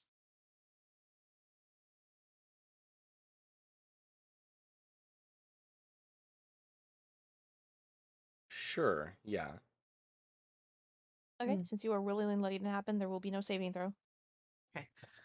So she is going to, you'll feel like almost like your ears starting to pop as she presses further into your conscious thought. And I'm going to just search for that particular memory, that thought, and lock onto it. Okay. Kulog, how old were you when this happened again? Sorry, I'm muted. I believe I was 8 or 9 Okay. at the time. Something like very young. Like I wasn't Yeah. even double digits yet. Okay. So, Ilthin, as you push into Kulog's mind, you see a perspective shift as if you are in the body of this young orcish boy, half orc boy. The city of Malin, this shoddy little prairie town, essentially. Um, he's running through, various houses are on fire, there's people screaming, and you feel the stinging sensation of tears streaming down your face over various cuts and bruises and scrapes. He runs through the crowd towards the outskirts of town where he knows his house to be. And the house there is on fire just like the other. He takes a moment and kind of stops at the end of the pathway that leads up. And for a moment, he looks back to the town, looks back to the house, and then he sees a form inside. Uh, but the fire is scary. And he's so small. Unfortunately, there's nothing that he really can do. And so he waits and waits and waits until the evening time when the fire has finally gone down and there isn't anything but embers and charred wood. And he makes his way into the ruins of his house and he sees trapped underneath some of the burning a woman who looks a little bit like him, um, except more elven features as you have clearly come to see what Lena all looks like now. She's pinned underneath some fallen debris of the house, one of the large beams, completely crushed from the waist below. And part of her skin's peeled back from the fire. And he rushes over to her and reaches down and pulls what he can of her into his lap and just starts crying and crying. And she reaches up very weakly and kind of brushes away the tears, flashes him a little bit of a smile. There's words that she says, but you can't hear them. The like heart thumping of little Kulog is so loud that it just presses all the words out. And the hand falls into his lap. She kind of closes her eyes, and you hear his wailing get louder and louder. He doesn't move. And then he runs out of the house. Not fully sure if she was dead or just passed out. Hmm. And he just runs and runs and runs.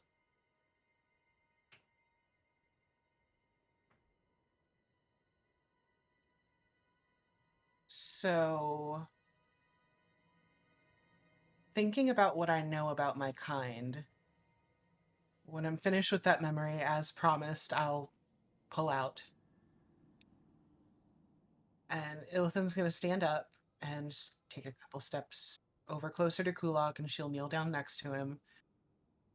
and never seen her do this, but she's gonna wrap Kulog up in a hug as much as she can, with him being as much bigger than her as he is. And she's gonna whisper into his ear, "She may not be dead." She's gonna give him a squeeze and stand back up. But before she stands back up, Kulog will like grab her in like a tight embraced hug. And just like reciprocate the hug and like hold her there for a second and just like kind of let his emotions flow over him for a brief second and then let go and let her stand up.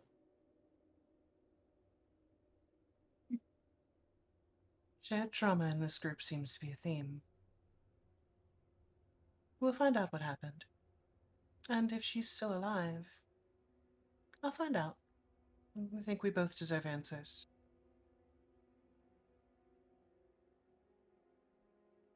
We'll definitely do it together. And he'll just like nod at Illithin and basically kind of give her that reassuring look of like, you're not going anywhere without me kind of thing. Thank you for trusting me. Thank you for not thank you for not abusing your powers and my will. Well, I do have my redeeming qualities sometimes.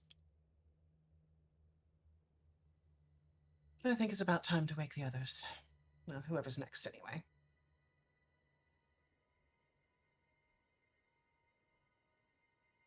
Okay. Kulog Mind goes waking them and up? wakes up Eustal. Varys and Houston. I want to try. Is it Illithin's gonna time? touch her hand to the rock wall, and Uh-huh. she's gonna meld into stone. Okay. You go into the mountain. So Kulog would just see Illithin just put her hand on the stone and then step into it.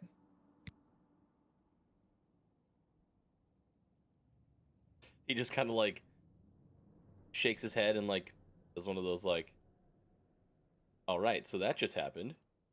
And just like turn and like head to bed. All right. Into the stone you go for sleeping. Who needs a sleep bed? Ferris and Houston, Bag. can I please get you perception checks from you two? Yes.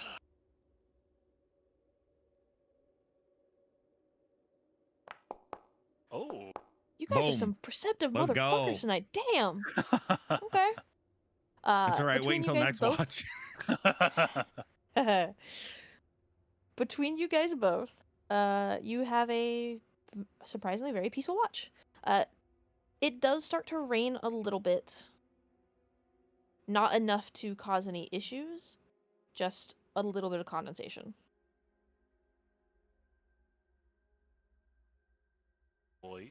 So during that time, Houston will just kind of go to hunch over more as he walks, and let the rain go over the flowers on the back of his shell.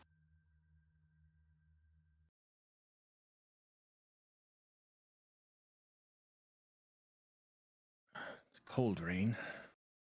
It is. It is. Kind of gets down to the bones. A little bit, yes. Even the extra clothing now, because like Varys is like put on extra layers. He's been carrying like traveler's clothes with him, but now he's got like the extra shirt on, the cloak on, and stuff just to try to keep warm as they're going through the mountains and the season is changing. I think I might have to start following suit and put on a couple extra layers where I can. This is getting quite uncomfortable for me. I'm used to relatively warmer this time of the year. Is that you think the fire's gonna be okay? The rain's really not coming down too much. Well, yeah, Varys like puts his hand out to like feel like how frequent his hand is getting hit by rain. Well, so long as it stays like this, the fire should be okay. Hopefully, you don't get any extra rain Right? Last thing we need is a storm on top of a mountain where I don't know if it'd freeze yet, but it'll at least make things slick. Don't think we need that. Especially since we're going up.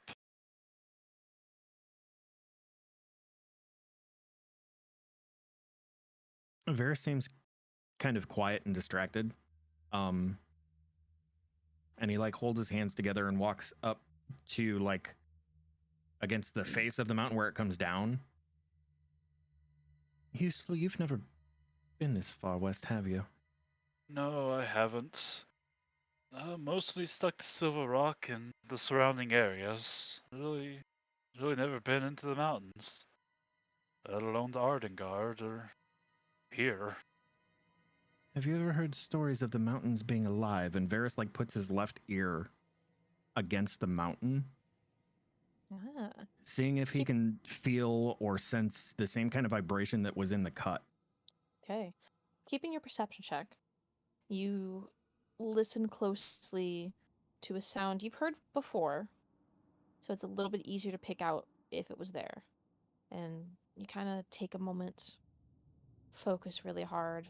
There's a pop from the fireplace that makes you jump a little bit. And once you collect yourself and listen in, nothing. No, I haven't. Does that have to do with the cut and what you guys dealt with that? Varys takes a moment before he responds, keeping his ear to the mountain. Realizes he doesn't hear or sense anything that he sensed in the cut. Yes, it was very disturbing and... Well, we still don't know exactly what Orpheus sensed. It knocked him clean unconscious, and we had to bring him back with a shade lily concoction. Oh, Fortunately, it seems like at least this portion of the mountains, or maybe the elevation we're at, I don't get the same sense here as I did from everything when we were in the Great Cut. could it be something under the mountain? The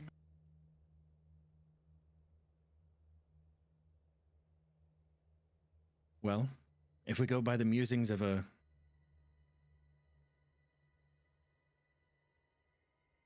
I guess for lack of better terms, crazy woman, there's something bubbling under the earth and it's going to pop.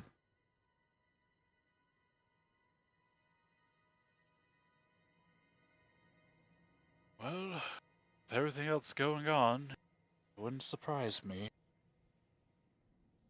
Not surprise me at all. Well, if it does, let's hope it's not anytime soon. And Varys, like, comes back towards the fire, rubbing his hands and, like, puts his hands out to try to stay warm. Pretty quiet, other than the rain.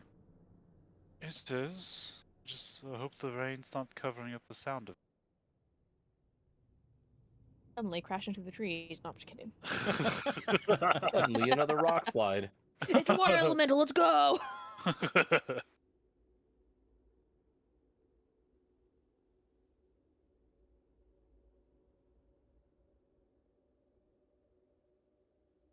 Rain always brings an odd stillness. As cold as it is, it's still quite calming. I've always enjoyed a nice light rain. Yes. Again, I just hate that it's so high up and so cold. Well, hopefully it doesn't take us too much longer to get through here and back down out of the cold mountaintops. Yes. I'll just have to wrap a couple more layers on me. Fine.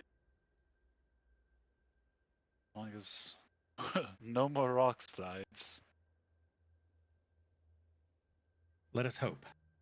Yes. Hope that the will of the universe doesn't guide something awful to us.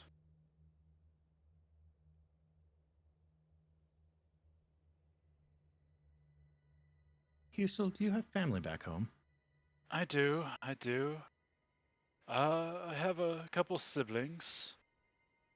Uh, we all came from the same clutch of eggs. So we're all all the same age, all doing different things though. My brother is he's a farmer out there. My sister is she's into bee husbandry, so she does honey and meads. And me, well, I'm the sole one that's part of the meadow guard. We all get along pretty well. We're all tightly. You all seem very versed in the ways of the land. Yes, that's how Silver Rock used to be before it really became Silver Rock. Mostly meadows and turtles living around the lake, keep taking care of the land and making sure things flourished. Had a nice little agricultural, I guess, village going on, and well, humans came around and well, they discovered the silver, and we decided to have a symbiotic relationship of sorts. So while the human town bustled and Silver Rock became Silver Rock, and now we have a nice thing going. It's humans have their main city there, and we live on the outskirts for the most part, by choice. But everything seems to go well. Silver Rock is flourishing in more ways than I've seen in my lifetime, and apparently our elders ever saw. It's nice, and then with the addition of some elves after the Great War, things have grown quite beautifully there. Well, I've never been there myself, but I definitely look forward to seeing it. You definitely must visit. It's the town, the inner city is beautiful. Everything's adorned with silver and all sorts of artwork. The outskirts, I ain't saying the outskirts, more the meadows are beautiful arrangement. Fields, flowers, food, just general beauty. Sounds rather peaceful outside the city. It is, honestly, even the inner parts of the city are peaceful. It's nowhere near as busy as the hustle and bustle of Ardengard, but still got a decent amount of traders, and Ardengard is quite the experience. it is. It is. But Silver Rock Especially is with everything else going on. yes. Yes. Especially with coming into the what happened in the ballroom. Couldn't imagine how intense things were during that time frame and the days after. Well, that and the return of the demons, and Yes. I hope by the time we make it back to your home that your family is safe and we find them safe. I'm sure they will be, with the Queen sending assistance there and with the rest of the Meadow Guard, just the general guards of the town and all that. We should be fine. We're well off. Not Ardengard size, but we're well off. We should be fine. Yes. That's also well hoping and knowing the rest of my Meadow Guard and what they can. But guess we'll see in coming months.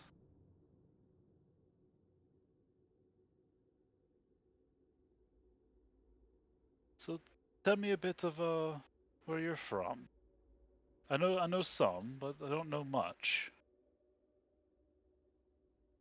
My family is from the Forest of the Deer King. We're actually not terribly far west from you. I've just never been as far east as your home. We're mostly, my immediate family anyway, we're at the very southern edge of the Forest of the Deer King, near the rivers and the mountain. Okay.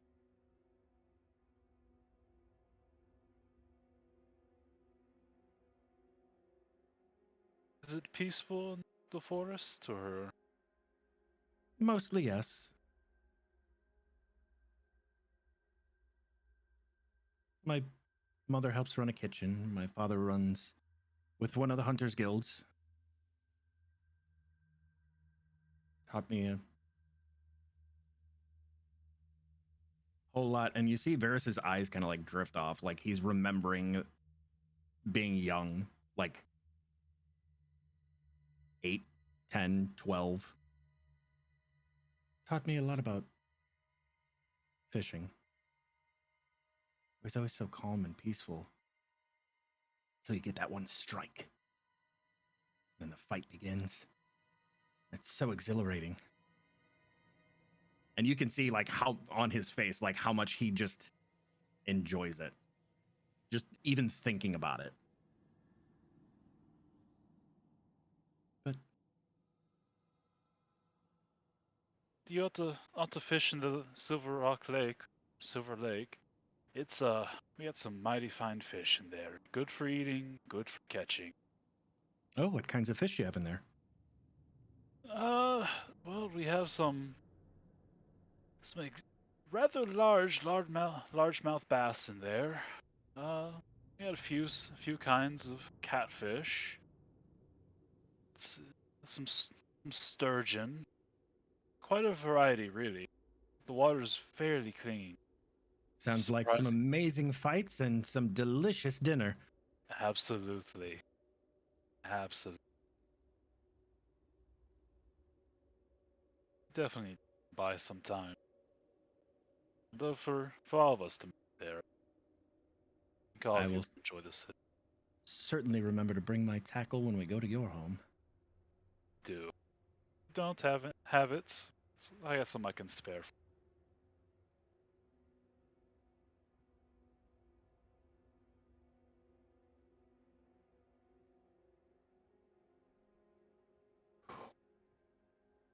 Varys looks up at I guess it's probably overcast since it's like raining a little bit. Is the moon Yep. even visible?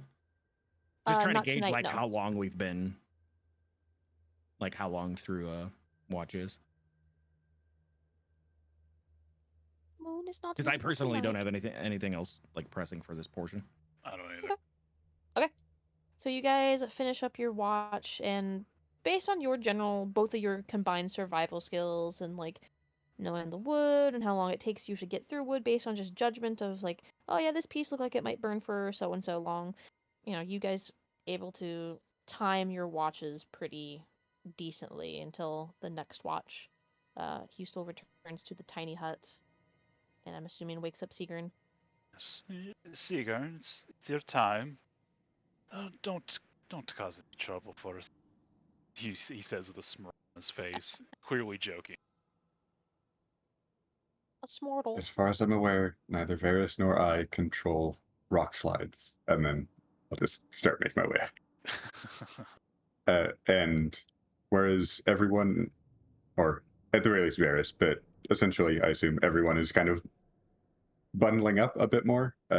The only additional clothing that Sigrun has put on thus far is a cloak that seems to occasionally flicker with wind that isn't there.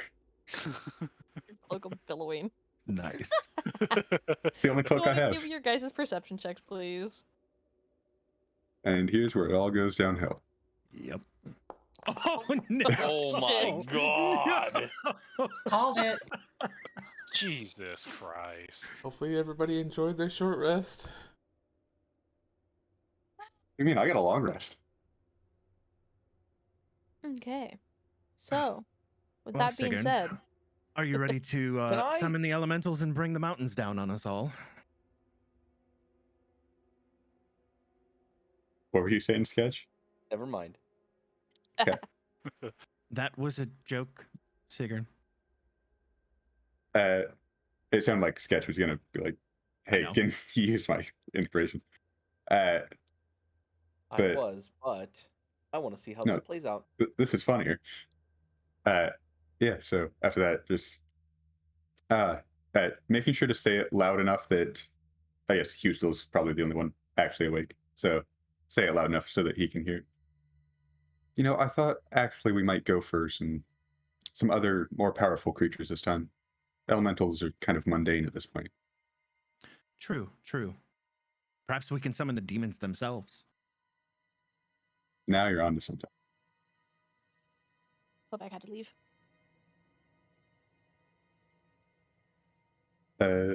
So I will start my watch by taking out my compass and looking at it just to see what it's doing nowadays.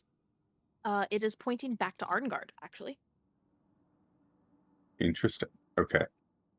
Which way is that thing pointing these days? Back the way we came. Really? That's Yeah.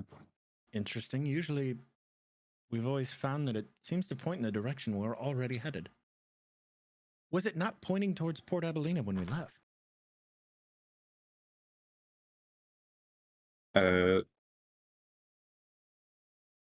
It was pointing in this general direction, wasn't it? Yes, but it was slightly think- moving slowly. And Yeah. did we check that like after we had left Arngard? No. This is the first time No. I've done it since then. Okay, so it was in the city.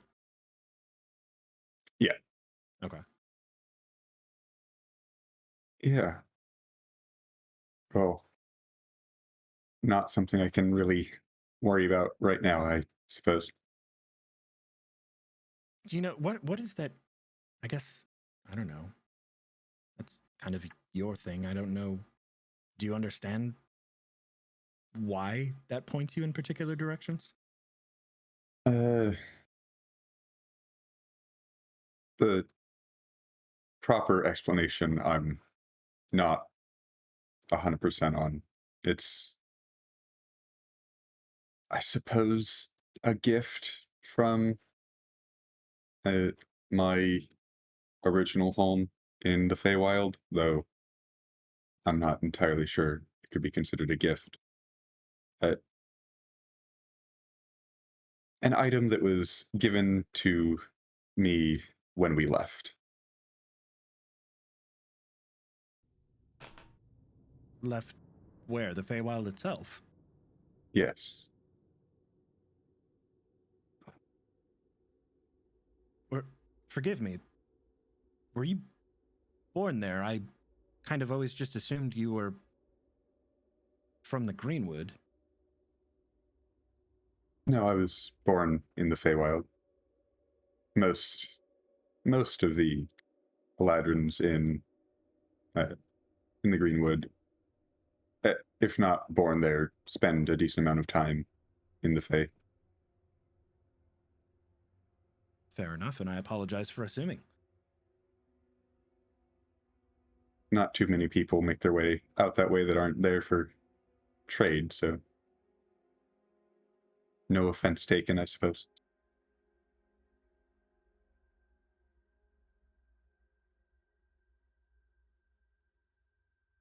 Uh, yeah, so after a bit, and perhaps this is why my perception is abysmal, I look a bit distracted, like I'm thinking about something, and every once in a while, Varys would probably catch me kind of like glance over at him and almost start to talk and then not and go back to thinking. And then after a while, just so the night before we left, I had a visitor in the middle of the night. And then, okay. And then the rest of that conversation is not going to happen here because the other players don't get to hear this conversation. Uh-huh. I So, will yeah. create a private DM with you two later. The only thing that I'm going to say here that we can let them hear is, oh, so you know.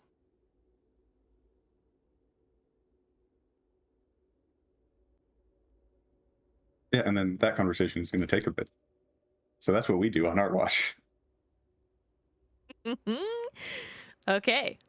So, with that being said, I will create a private DM with you both after session. and we will go through that, and I will let you guys get all that information out. Fucking juicy. Uh-huh. I forgot about that conversation. Okay, so finishing up your guys' conversation there, and with Varys heading off to bed and waking up Atrix for the fourth and final watch. Sigrun and Atrix, please give me your guys' perception checks roll for fourth watch, please. Still a little distracted. Not as distracted as I am. Yeah, Atrix is just zoning into the fire. I'm going to go ahead and use my inspiration because can't have both of us rolling this poorly. A little bit Sweet. better. Slightly That's all I better. Okay. So you guys sit around the fire. No, actually. Yep. Yeah, Okay, he has to you're say- dropping Tiny Hut. How many hours till sunrise do we have? 2. Each watch 2 is hours 2 until hours. the spell would drop on its own. Oh. Yeah, I'll drop it. Everyone You else drop suddenly Tiny gets Hut. very cold. Well, you guys all kind of, for those of you who are in the Tiny Hut, which is just Varys and Hustel, a little chillier. Did What? Kulog not go back to the... Oh yeah, Kulog What? too. I take Wouldn't I take Ildras. Kulog existed. I think the only person that's not in there is Illithin. Yeah. Yeah. wouldn't well is Ildrath Illidan's in there as nowhere well? to be seen. Yeah, Ildrath is keeping you guys warm with him in the center. Okay. I was Can I gonna say take- I'd be snuggled up with Baby dragon cuddle puddle. yeah. Yep. I would Oh, he's probably still warm and toasty. He really is. so badly want to take his tail and light a fire like Charmander Oh, on the end Jesus of it, Christ. so it keeps everybody Oh warmer my than. God. And then when you put it out, he dies? Is that what you're going for? No. Okay, chill. You didn't have to bring that memory back into my brain. One of the few things I know about Pokemon. Sigurd. Morning. You'll be happy to know that, as far as I'm aware, nothing bad happened with Varys and I on watch, though I suppose we'll find out when we travel. Oh, that's Nothing that either of us noticed. good to hear. No random wolf attacks or anything like that. That's good to know. I did have a question for you. Something that has been on my mind for a couple of days now. You had mentioned that you're from or born in the Feywild, correct? Yes. What is that like? Met very few from the Feywild and have never actually had to hold a conversation with them, so I'm intrigued what that realm is like and how things go there. Well, I wasn't there for terribly long, though, I suppose. By human standards, probably. A while.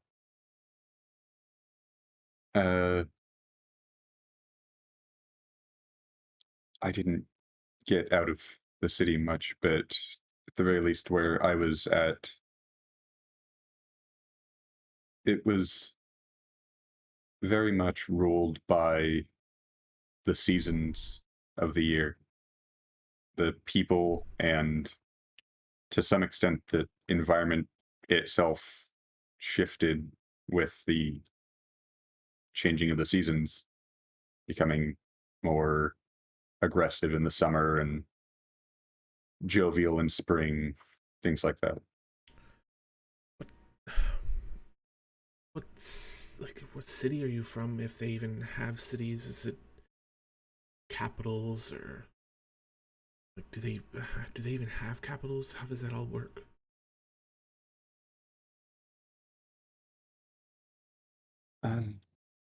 You have this Yes, there are. information. Yeah, I'm scrolling up real quick. Uh-huh. I should have pinned it. It's fine. There is a capital, yes, and then each of the 4 seasons has its own capital city of sorts. But the main city, what was it? Delanrius, I think. Again, it's been quite a while, and I didn't go out much. Well, as you clearly can tell with Arngard, does the Feywild have like kings and queens, royalties, anything of the sort? Uh,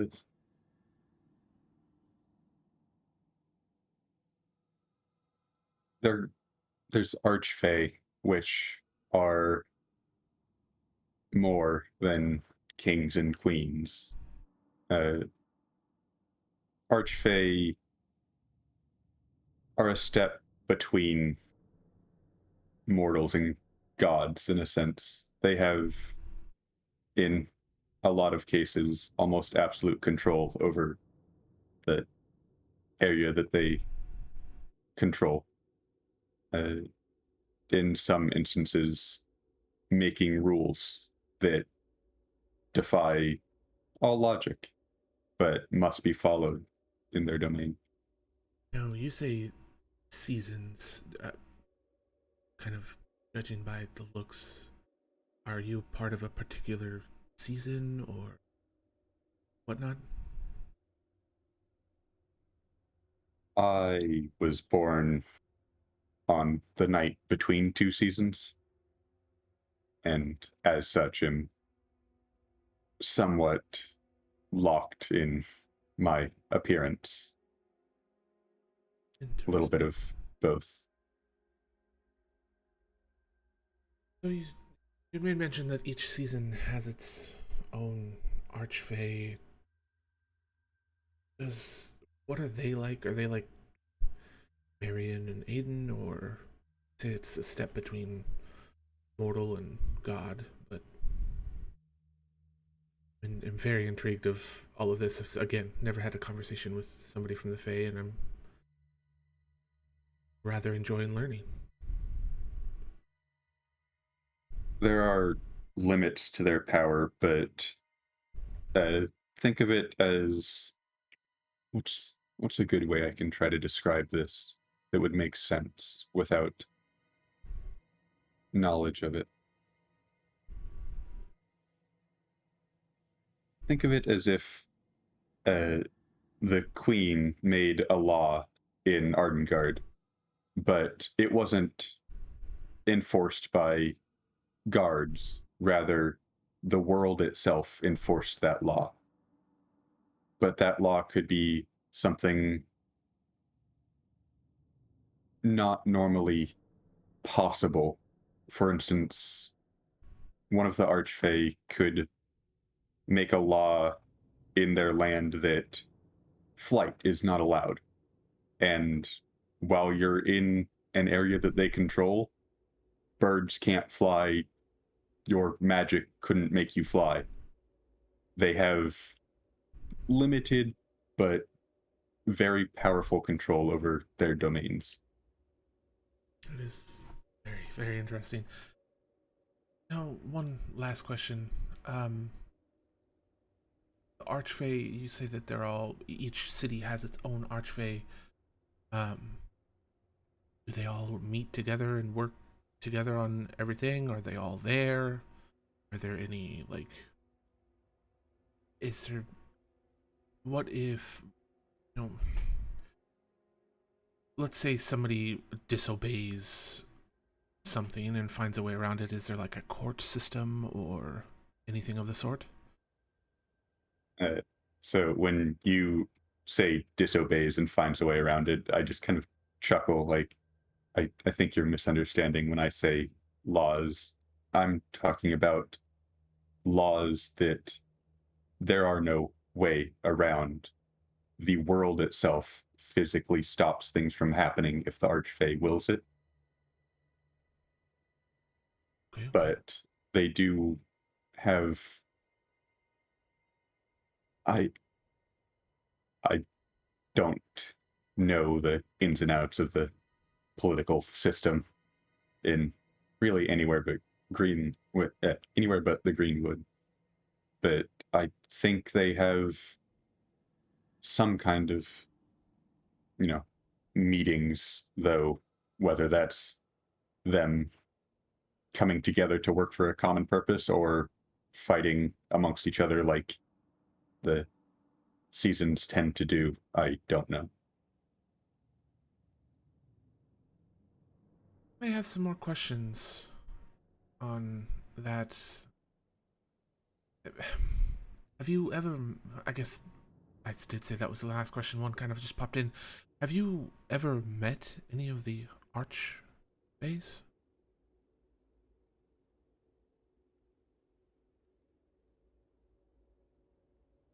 Just kind of like you can see me just like thinking, going back in memories from, you know, over 100 years ago.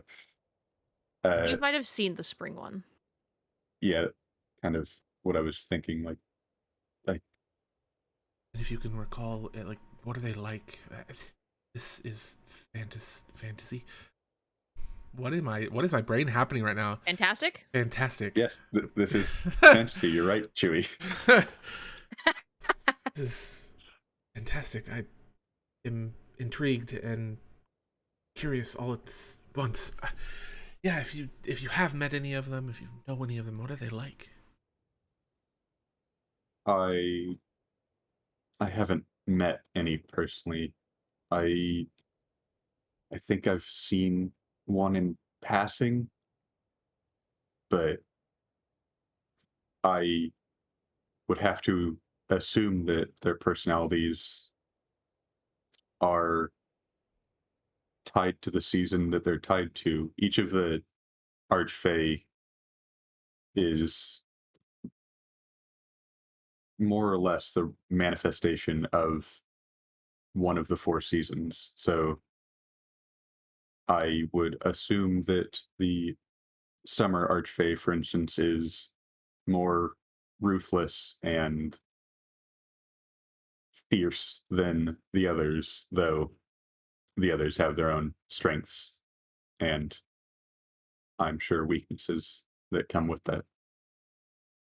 At the mention of the summer one, Atrus will kind of chuckle and go, "Is the winter archway cold and cruel like what we're experiencing now?" Probably. Potentially worse. So you would know, Sigrun, that there hasn't Yeah. been an Archfey king in a hot minute. The winter seat is currently empty and taken over by a steward. Uh, how long ago did that actually happen? Because it says, like, you told me generations, but is that elf generations or human generations or? A few hundred years ago. Okay. It's still fairly recent enough. In terms of um elven years, so think maybe like your grandpa or great grandpa or something like that. Okay. So long to humans, not super long to you guys. Uh, if there was one, I'm sure the winter archfey would be cold and cruel, like, and just kind of like gesture around. But Vaguely there hasn't gestures. been for a while. Kristen, is there like A while by my standards, not yours. so? I mean, if there hasn't been a winter one, is there a spring? Well, you said spring or summer. It's summer, right? Is there like the spring one and the fall? Are those all vacant seats as well, or? Just winter. Winter's been, I wouldn't say missing, but there hasn't been a winter archfey for doing quick math, a few 100 years.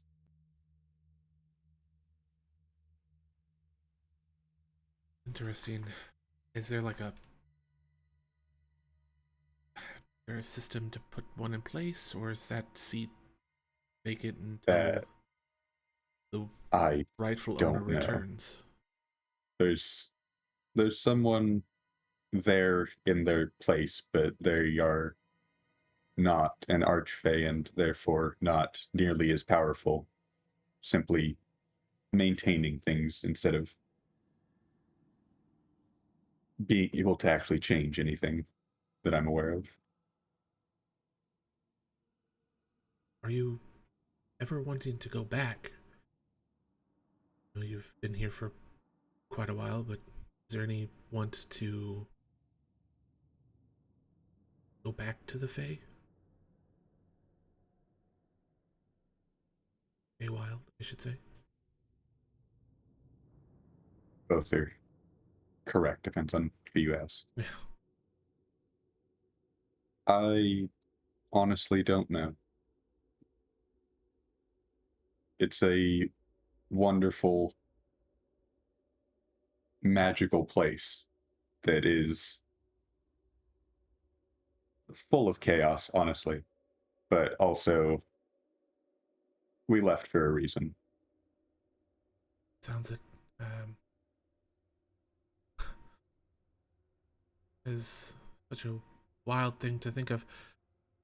I appreciate you sharing that information with me.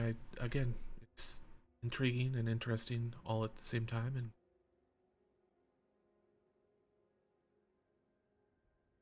Atrix just kind of eyebrows to hairline, just kind of shakes his head and stares back at the fire. I'd ask you about Ardenguard, but I have a feeling the things that I'd ask, you're a little too new to the area to probably know the answers to. I mean, the city Give us some itself. time. The city itself, I know a lot about, but the new seat I find myself in, I know very little. But Ardengard as a whole, I know I've lived in the streets my entire life. I've know it like the back of my hand per se, but it's everything is still kind of new to the seat that I've taken, and within with due time, as you saw earlier, not quite sure how to handle myself out here with the new title. He'll say kind of quietly. Honestly, your best bet is probably just don't talk to anybody.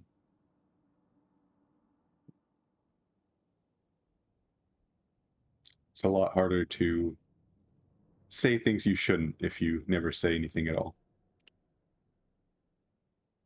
Very fair.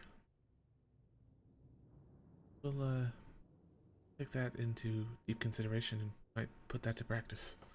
Thank you, Sigurd.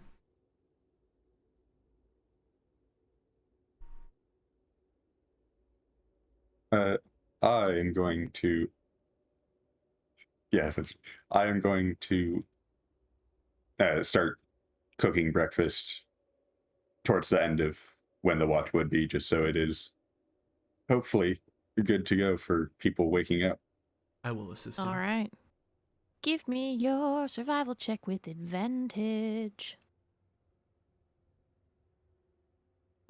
Cool, great. Fuck. I'll give him my DM inspiration. Can I reroll it? There it is. A little Okay. bit better. Nice. There Yeah. we go. This is you guys all wake to the smell of. You're thinking, oh man, is Hugh still cooking? Is Kulog cooking? And you look over and like, oh yeah, Seagrin breakfast. And you've had some pretty good Seagrin food before, but for some reason, your guys' mouths immediately just start salivating. I also make sure to have just a cup of boiling water for everyone to hold on to, because they weren't inside the hut and there wasn't a fire next to it. Yeah. Do apologize for taking that down. I needed to have a conversation with Seeger and I didn't want to wake anybody. I hope that everyone can warm up rather quickly.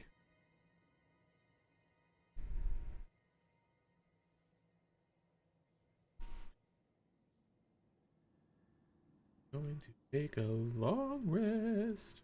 Oh, yes. Let me prompt you gold eyes for long rests. Boop.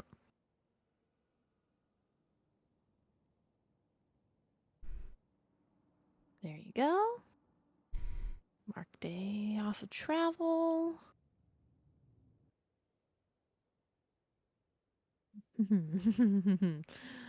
Okay. Shit, did I not put it? Okay, I did.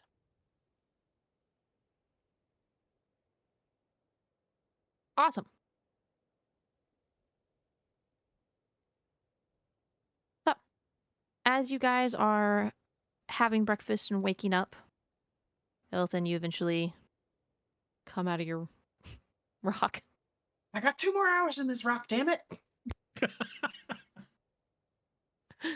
Are you gonna wait the whole 2 hours? She ain't coming out. All right, you guys will have a late start today then, Has- unless somebody tries to go and knock on the. Actually, only one person would know that she was even in there. Has anybody seen Illithin? Kulog kind of like chuckles and laughs a little bit, and he's like, I saw her. Don't know where she went, though. I like kind of look over at the side of the mountain and like slowly walk up and like tap with his knuckle, like the back of his hand with his knuckle, and be like, Illithin, you ready for breakfast?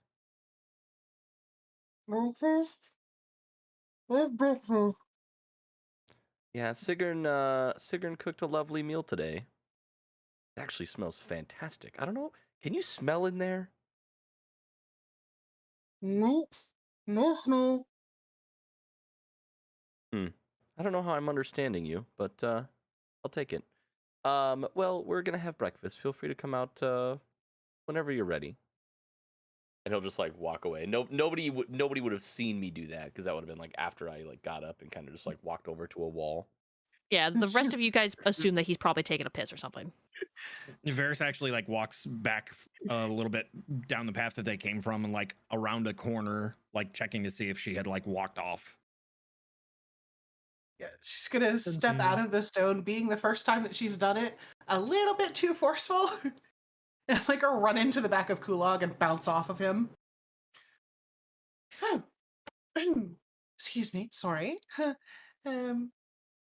Takes a little bit less energy than I thought.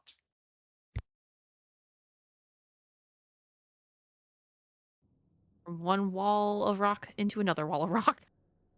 Yep. Can't meld into this one though.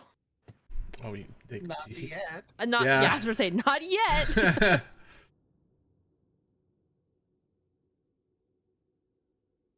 So, breakfast. Brush some little tiny pieces of pebbles and rock dust out of her hair. Sweet. So, breakfast is. There oh, you are. Varys comes back. Good morning. Good morning. Where'd you run off to? Oh, I was in the mountain. I mean, we're all in the mountain. No, I was in the mountain. She walked out of that wall, and I just point at the spot where she walked out of.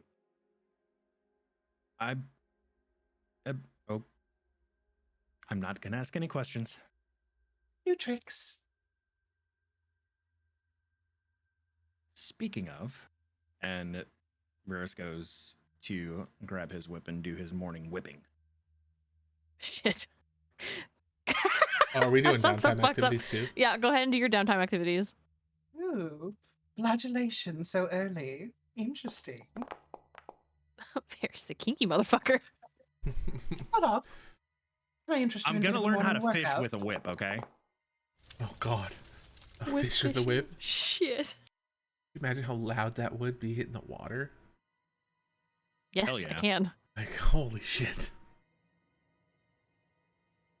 Kulok, would you like to do a little bit of a morning workout? I'll help you with Sure. Indrath as well, if you'd like. Sure. What did you have in mind? Perfect. What's your workout regiment? I'm new to this. Well, I guess it depends on what we did the evening before, but usually I just do my normal 100 push-ups, 100 sit-ups. I'd kind of just like lift up Hey, One rocks Punch here and Man. there and huh? Is it okay, Rain is One not Punch one I'd Man? like to upset, so maybe I'll leave that part to her. But no, I'm just trying to build up my endurance. Go on, lead the way then. All right. So Kulog and Illithin kind of like we go with Ildrath as well, and we just go start like lifting like heavy logs, rocks, whatever, heavier than a normal like smaller rock, and some that weighs like maybe 5-10 pounds for Illithin. Then I'll pick up like some bigger rocks that are like 40-50 pounds. Here for it. Do We'll we just get kind of like advantage on our rolls? Yeah, you We'll, guys will all get advantage on your rolls. Sweet. Holy shit, you did succeed on your roll. Excellent. Am I Is that rolling that's too, your or no? first success, isn't it? Yes. Holy It's a shit. relatively high DC with a It very is. low modifier. Yeah, it is because you're taking a spell you have and fundamentally changing it without learning the Yeah. actual spell. Oh wow. That's fair. Now, would I technically be able to um improve my persuasion if I could like maybe persuade her to do a little bit more work than normal? So how I've been ruling it since you weren't here when I made the ruling last time was I'm putting your persuasion roll in with your draconic training, so that way you're essentially like learning how to do draconic and persuading Yildrath to do things. Oh, okay, got it. So both of your Ilthin rolls. knows Draconic and is proficient in persuasion, so I can help with both. Yep. So go ahead and roll yours with advantage. Okie dokie.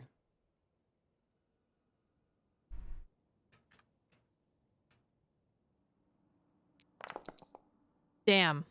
That is Fuck. rough. Shit, dude. I hit I that one wanna for give my him- draconic. I would give him my my inspiration for the day. Okay.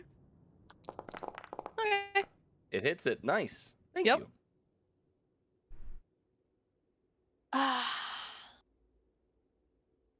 While you guys are all finishing up your training and letting the breakfast settle down, and you all start considering packing up your horses and moving on, you hear screaming down the way you guys are going. How far away does it sound? A bit far away, probably. It echoes a little bit, probably like distance wise, maybe like a mile, if even that. Wait, 7-minute mile, Kulok? A long way to hear it scream. you're in a valley that echoes. Fair enough. 7 minutes. I run my mile in 5 minutes. You got to try Let's to test keep that up. out. She's gonna say, "Let's test that out," and she takes off in the direction of the yell. As Atrix sees that all happen, he grabs everything of his. So, well, time to go, and books it after him. Hey, are you guys racing on horseback or are you just foot race? Foot. Foot race. Okay. So somebody will have to take your I just guys' took off. horses. Yeah, I'll take at least the horse that I was right. Yeah. Yeah, because you were sharing with Illidan. You know, if this was any other situation and we didn't have all of this stuff here, I would have given them a good 5-second lead and taken off after them. I'd grab the I'm horse not that sure. I was riding. 5 seconds should be enough. Heck, I could probably give them 20 seconds. How many horses do we actually have? One shared between you and Illithin. Kulog has his own, I believe. Kulog and me Varys share. Varys. Yeah, Kulog and Varys share. Atrix has his own, and Houston has Rewriting his own. horses and a warhorse. Okay. You were no longer weakened. Let me get rid of that.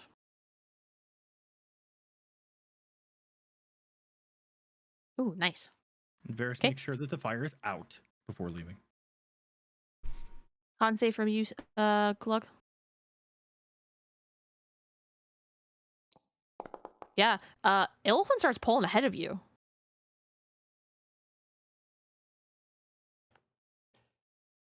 I didn't realize your little legs could move that fast. Even Yildra starts pulling ahead of you. He looks like a running lizard. Doodaloo, doodaloo, doodaloo, doodaloo.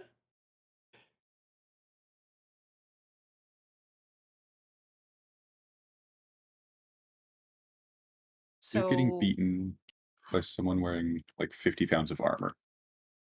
Yeah. So when I get even like remotely close to where I can tell that the sound is closer, I'm getting close to the origin, I'm gonna go into something like sneak mode, and I realize I'm not very and I'm going to use Cloak of Shadows. Okay. Let me just So rearrange like these really quick. mid-step, Kulak sees Illithin just slow down a little bit and like crouch down, and then she disappears. In that moment, Kulog will just like dead stop, being like, "What? What just happened? Where did she go?" Okay. So Illithin up ahead, as you round this bend a little bit, you see a cage up ahead that kind of catches your eye in the sunlight, and it looks to be very large and busted open. That looking around on the ground, there are a group of people. One looks injured. Not for long though, as you see this creature come down with this large greatsword and just cleave this poor guy in half. There's various bodies strewn about. This creature is. It kind of reminds you almost of an orc, and at the same time, not. Somewhere cross between a demon or a minotaur or an orc. You're not entirely sure what it is. You've never seen one of these before, but he is large and he's pissed.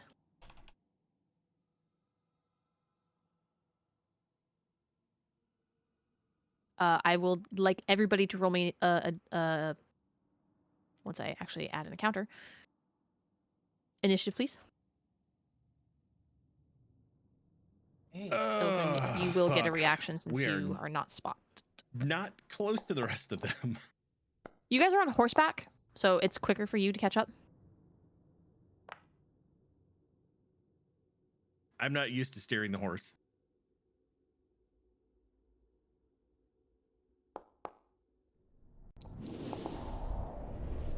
Illithin, let me Damn. hide this for you. As Yes. would I be able to cast mage armor as I get closer? Yeah. Whoa, why is combat tracker going down there? Hello?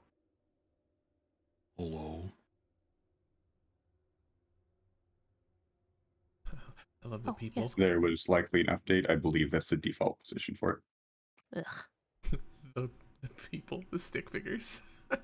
So good. Okay, cliffside fighting. Who's ready to fall and die? So up first, before anything I happens, would- Illithin, you do get a moment to react if you'd like to.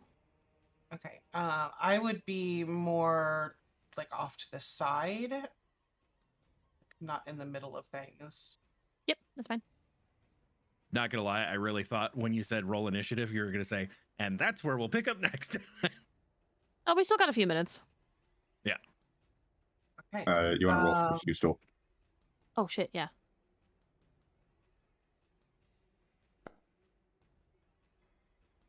I need to fix that. I'm tired of it going down there.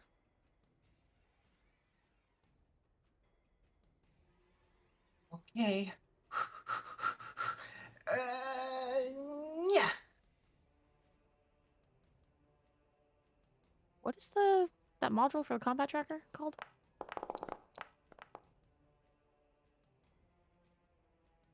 Get Oh. fucked, nerd. Okay. Okay. Well, that's easy. And he's popped out of existence for a little bit. What the fuck? She just starts. She stops and starts whispering under her breath. I don't know what exactly the fuck you, but you don't belong here. Be gone. Okay. How often can he make that save? At the end of every one of his turns? No. There's no it save. lasts- yeah, there's no concurrent save. It lasts.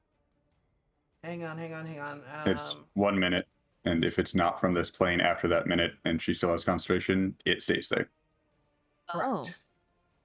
So as long as Okay, nothing well. takes me out of concentration, this thing is gone.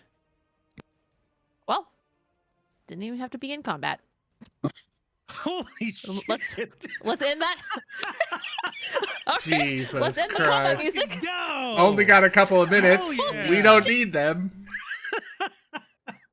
Okay. Oh my Okay. God, Okay. that's amazing. Okay. Well, let's I'll fucking close the combat tracker. Yeah. Jesus Christ. Good combat, guys. So I'm not even mad about it. Incredible. do the rest of us just arrive to see a bunch of dead bodies and nothing to cause it? So Yeah, Kulog you and would see Yildrath will Elephant have been coming out of invisibility, like you'd see her casting. Kulog and Yildrath would have seen as they were trailing right behind her, her come out of her invisibility, and then the thing up ahead, which had just was like pulling its sword out of this body, pop out of existence as she starts chanting. The rest of you come up not too far behind since you're on horseback, and you don't see what happened, but you guys see all the dead bodies.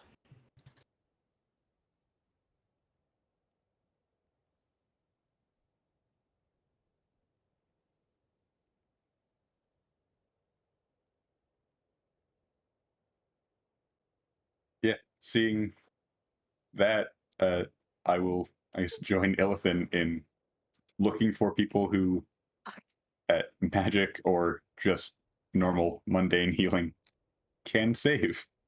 Yeah, so Let's there just- are a couple that are dead. Yeah, I'm gonna run up and Um, just immediately, like, just quick fire one after the other, spare the dying. Okay, the Spare the Dying works on 2 of them, and one of them is still kind of clinging to life, so a heal will be needed on that one. Yeah. The ones you Spare the Dying are stabilized, but they are still out.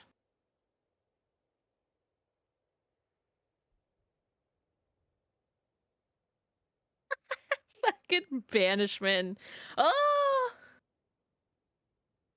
Well, hey, we know that whatever that creature was, it's not from this plane. Yeah. And it's now back home. Yeah. Maybe that's all it wanted. Jesus Christ. That's the fastest fucking combat encounter I think I've ever had in D&D. That was faster than I'm Calamity. not sorry. I'm That here was for it. faster I than Kulog love in it. C's bedroom.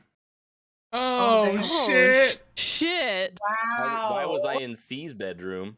Because that's maybe C's that's where house. Rain It's took his you. house. They're all I his thought that I was in bedrooms. I thought we were in a guest bedroom. It's still C's technically his bedroom. It's his True. house. It's True, Kulog and you're right, Rain. you're right. It's Kulog and Rain. You were probably in every bedroom. Well, yeah, You probably. know, you're not wrong. Nice to see Every that she power. drained all that color out of you. Oh shit. That's not all she drank. Oh, sheesh. So anyway, you do manage to save 3 of them. Anyway, Kulog was blasted. What the Looks hell? like a used up tube of toothpaste by the end of it. Oh, God. The hell's happening? Like, as Varys pulls up on his horse, he hops off and like runs up to the bodies to sees that Illithin and Sigrun are helping them, and he actually like walks a little bit further down the path to look to see if there's like anything else dangerous in the immediate vicinity. Go ahead and roll me a perception check. We'll say for the sake of that fucking thing's not coming back. So end your concentration on that. Seeing that Illithin has managed to at least stabilize the ones that can be stabilized, I will just start a prayer of healing so that the 3 that are still alive will Same heal. thing. Yeah, easy enough. Okay. Good to know. You do manage to save this one, and this one. So I am going to delete the 3 that are dead. Hide the bodies. Hide the bodies. Loot the bodies, then hide the bodies. Come on, Sketch. Damn. You gonna loot them? I'm not touching him. Okay. I'm too busy casting a spell. Yeah, I don't think I would touch them either. I would let their friends clean up whatever they had and keep it. While Sigrun's taking the 10 minutes to do the prayer of healing, I want to take a look over the 3 who died, not loot them, but just see if like are these people a group of some kind? Are they just like common travelers? Varys will actually be like Actually, trying to pull their bodies off the road, like to the side, up against like over on this side, I guess. What is that cage? Someone look at that. Ilson, you would know a little bit more about this, and technically Atrix as well. Animals and beasts and creatures, it's not unheard of to be brought into the city for this one specifically for you, Atrix, for entertainment purposes, whether in combat or to be put on display as or sold or whatever. Ilthan, much the same. You have seen stuff like this happen in your troop.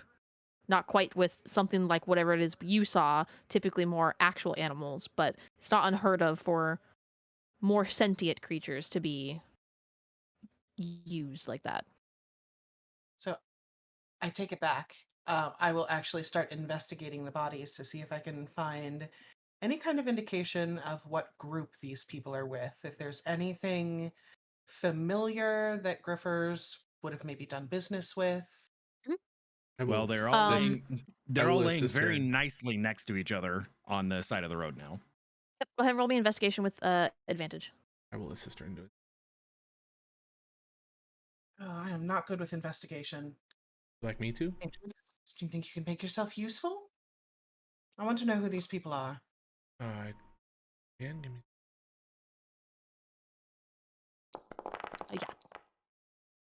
Pulling out everything that he can from their pockets and handing over to you to look specifically.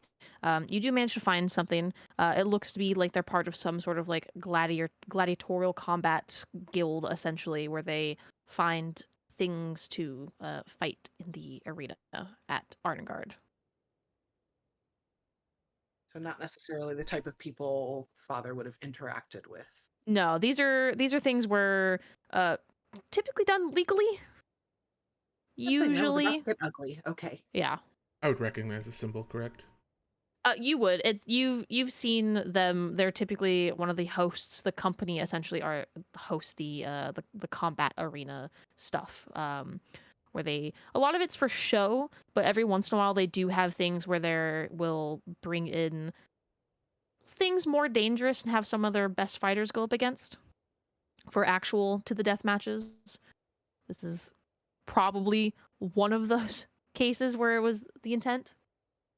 Maybe I missed it. Are these humans? Is there a mix of races here? What's the? It's a mix of races, yeah. So there's humans, there's some half elf, there's a dwarf here as well. Among the living. Yeah, the dwarf is one of the living, half elf is living, and one of the humans is also living. So as soon as we finish that investigation and Sigrun has finished his prayer of healing, I want to just go over to whichever one of them is closest and just kind of put my hand around the back of their neck.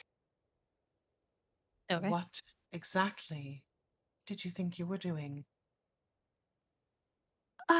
this very young boy, barely like a teenager. Oh, hey, we're taking him to the. Please don't hurt me. We're taking him to Ardengard. I was just doing what I was told to do. Child, why on earth would I hurt you? We just spent a lot of energy to keep you alive. I don't know. There's crazy people out here. Well, you're smarter than you look. Don't cage things you can't control. It was, it was an enchanted cage, or I'm not sure how it got out. It was supposed to be enchanted. I don't think it actually was. I think that guy ripped us off. Detect magic on the cage. There are, you don't even have to do detect magic. You see that there are symbols on it, but they've been scratched off. Like a single scratch mark through a very small part of a certain rune, completely ruins the entire enchantment. If you are not of the more magical persuasion to have noticed that, most normal people will not notice or know any different. Varys goes up to the half-elven man. What happened? We made a deal with somebody, and for this creature, we were gonna take him to Ardengard and fight in the arena for the festival. And sorry, and yeah, then all hell broke loose. It just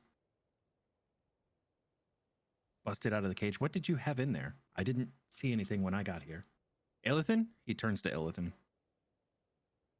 Beast of some kind. Don't know. Not a beast, not a man. Almost looked borderline demonic. Yeah, we were told that it was called the. Oh God, what was it? Tanaruk? Rook? I don't really know. It's a little beyond me. I was just charged with transporting it. I didn't make the sale.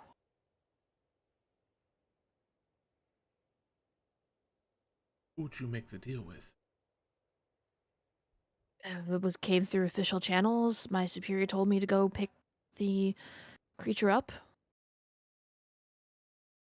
Would I have heard of a creature that is similar to Hannah Rook or whatever he said? Go ahead and roll me a history check. Do I have anything because of the whole giant rift that occasionally has things come through? Yes. Also, for other reasons, go ahead and roll me with advantage. Cool. I can't roll at all anymore. You're not entirely sure anything about what they are, but you do know that they are a fiend of sorts, specifically, more of a demonic orc that's been like tampered with and fucked with. They're not typically natural, and they don't see them very often, but they are very brutal. That's kind of the extent of your knowledge. Yeah, so after they said that, just kind of think for a second, then demonic orc creature of some kind. Huh. Does your, That's it. your superior have a name? Leonard. Jesus Christ. Fucking Lenny.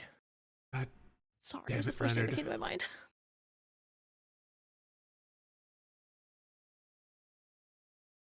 Glad you three are safe. I'm sorry for your other party members. Then let's clean this up and get you back on the road. Yeah, that's gonna probably come out of our paychecks. That's okay. Looks like the cage was tampered with. Illithin found a rune here that's been smudged out. Oh, great, just fucking great. Uh, while while Varys is explaining this and pointing it out, Illithin's going to go to the deceased bodies. And how many of them were there? 3. So there's 6 total. Oh boy, Six, I'm gonna 3 regret alive, 3 this. dead. I'm gonna regret this. I am going to. I'm gonna cast Gentle Repose on them. Okay.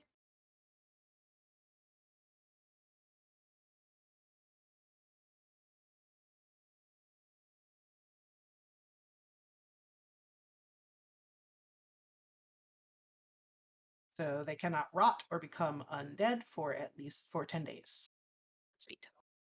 So you take the time to cast this on all of the bodies, and you watch as the three kind of take their caps off and just out of respect and give you a thankful nod. It's like when she casts the spell, there's like this ethereal kind of silver shroud that kind of surrounds each one of them. Like you can see through it, but it's like this kind of force fieldy barrier. Mighty kind of you to do that. Thank you. You have Fucking 10 days. It's the best I can do. Boondocks. Pinch of Plenty salt of and one top. plenty of time for us to get to Ardengard.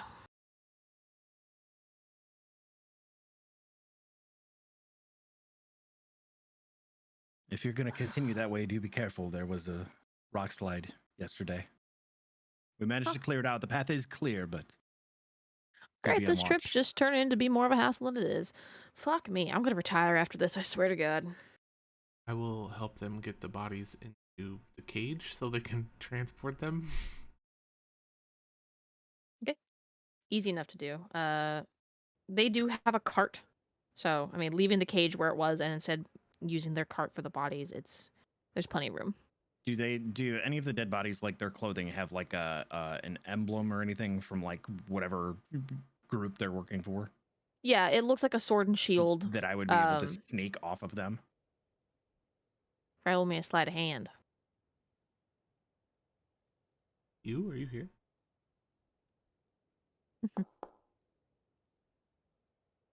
Hold on. Hold on. Yeah, they don't fucking notice. Oh fuck yes, contested rolls. Yep. They are too preoccupied and in their fields essentially with helping the bodies and like watching Ilthin and talking to her at the moment that they don't notice you swipe one of the emblems off. And you said it's just like a sword and a shield. Yeah, it's a shield and then it has an axe going across one way and then a sword across the other way. Oh, so like crossed in front of the shield. Yes. Got it. Super basic.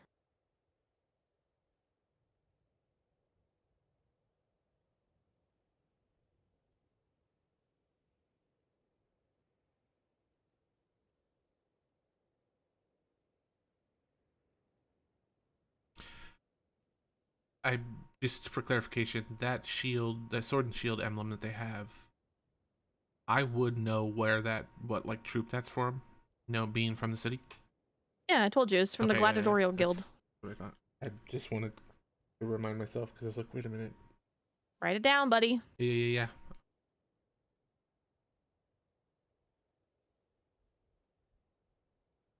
There's no name for it. It's literally just the Gladiatorial Guild.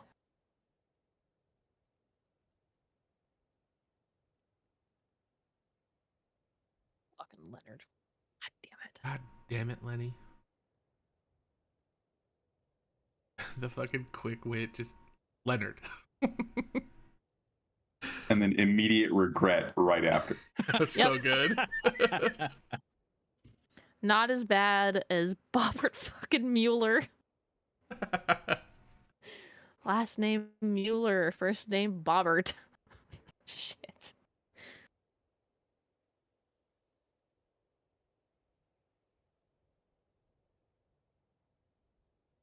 Once you guys have everything loaded up, they thank you, and we don't really have anything to offer you but our gratitude for saving our lives. But if we run into each other again, we owe you guys a debt.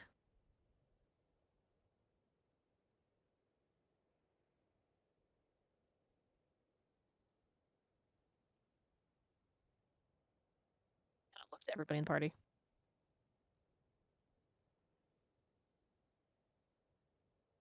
That's not really needed. We would have done it for anyone. Glad that we were able to make quick work of it. Well, Illithin. Make quick work of it. There. The body seems secure. They shouldn't move too much. I cut off a little of my rope and tie the gate shut of the cage.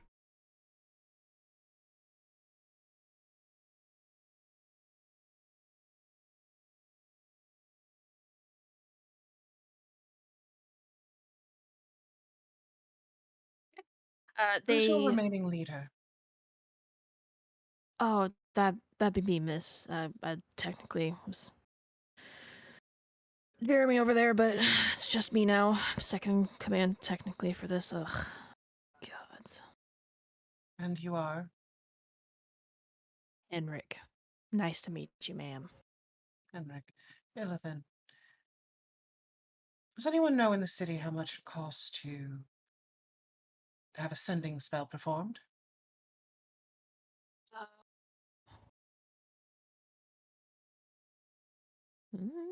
Do I have that? I don't know if I actually have a price for that.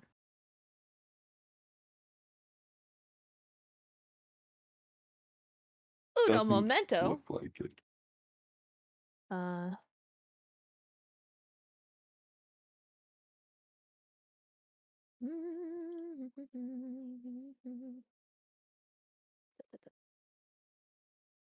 No, don't care about sending stone. That's not what I'm looking for.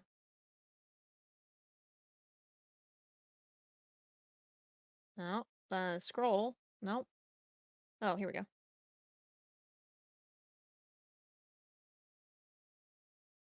Okay. Sending is a what level spell? Third. Third level. Okay, so it'd be about 90 gold pieces. Cool. Illithin is going to pull out 90 pieces of her own gold. Actually, she'll pull out 9 platinum. And she's going to take her dagger and cut off a little bit of her hair at the bottom.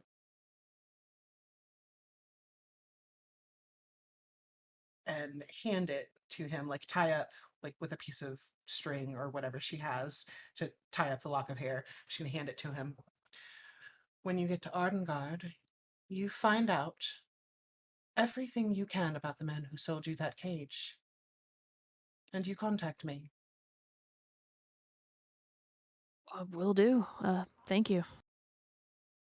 Safe Kind of travels.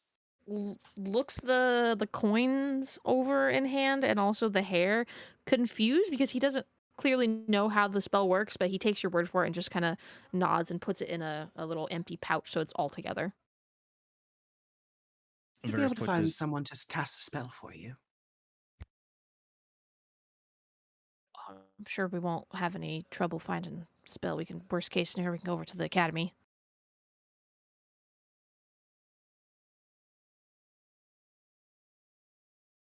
Varys puts his hand on Henrik's shoulder. I guess Varys's right hand on Henrik's right shoulder. So he's kind of like looking at an angle to him, I guess. Sorry about your friends. And just kind of gives him a little solemn nod, takes his hand off, and starts going back to where the horses are at. I appreciate your guys' kindness, and this is just, yeah. See, he's very much trying to like fight back the tears, but he keeps glancing to the younger boy and is very much trying to like put on that big brother like, strong face persona.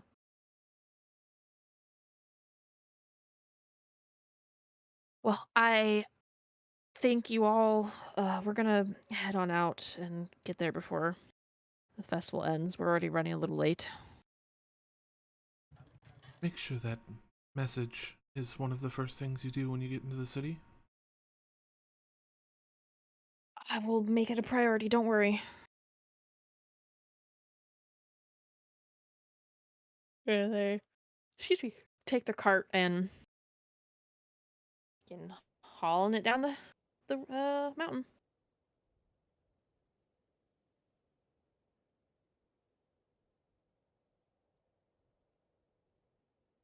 Good combat, guys. Good combat. Good combat. Good combat. Sorry, 47. No, that's great. That was fucking awesome. That was badass. That was really good, actually. So, no combat, which means moving forward. You guys push on through the pass and continue forward until your next resting time.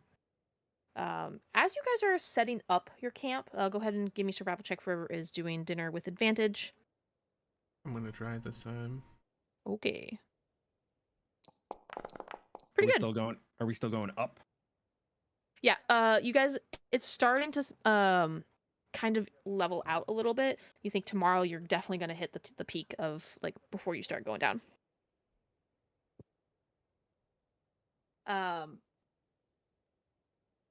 It's a good dinner as you are making the dinner, however, and getting your guys' camp set up and everything.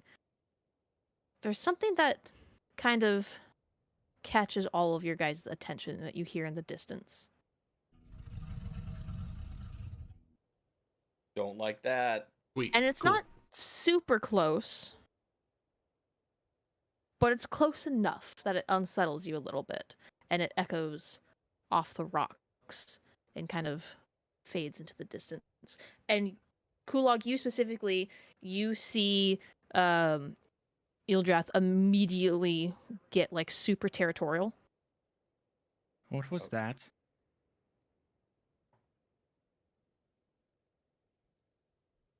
Whatever it was, it made Ildrath very, very uncomfortable.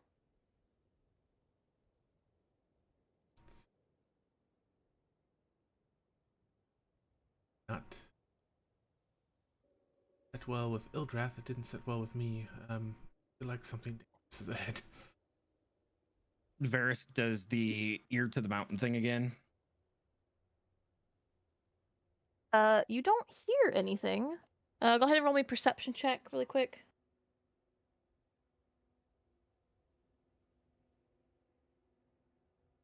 Okay. Dirty 20.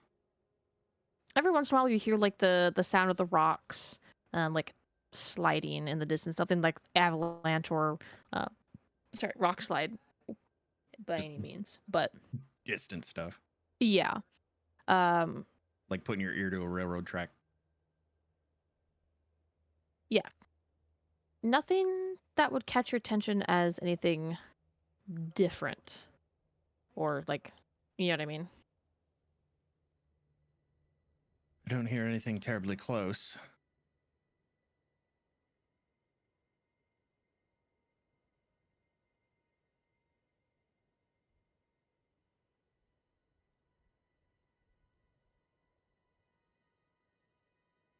Supposed to be in Draconic, whatever.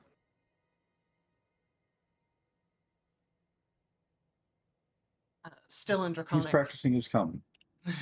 Still in Draconic. Do you think it's like you? Oh, it sounded like me. It sounded like me a little bit, but different. Wrong.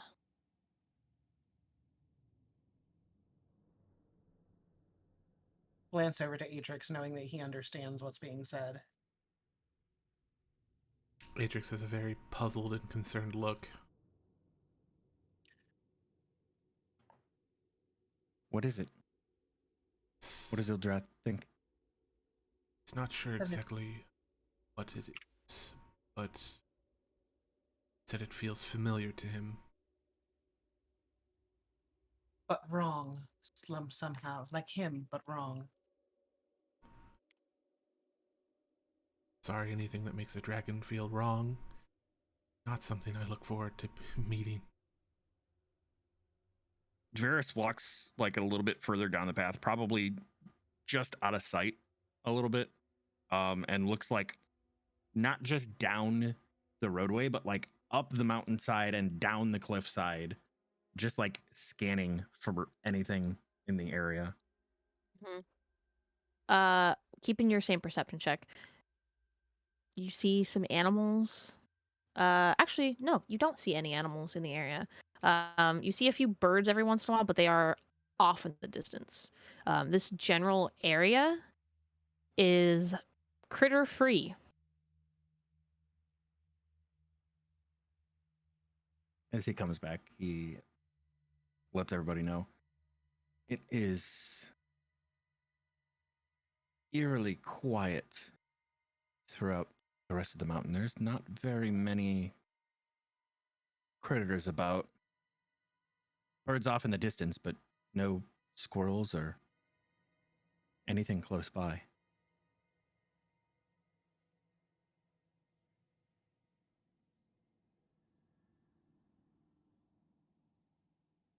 Was it because we're so high up?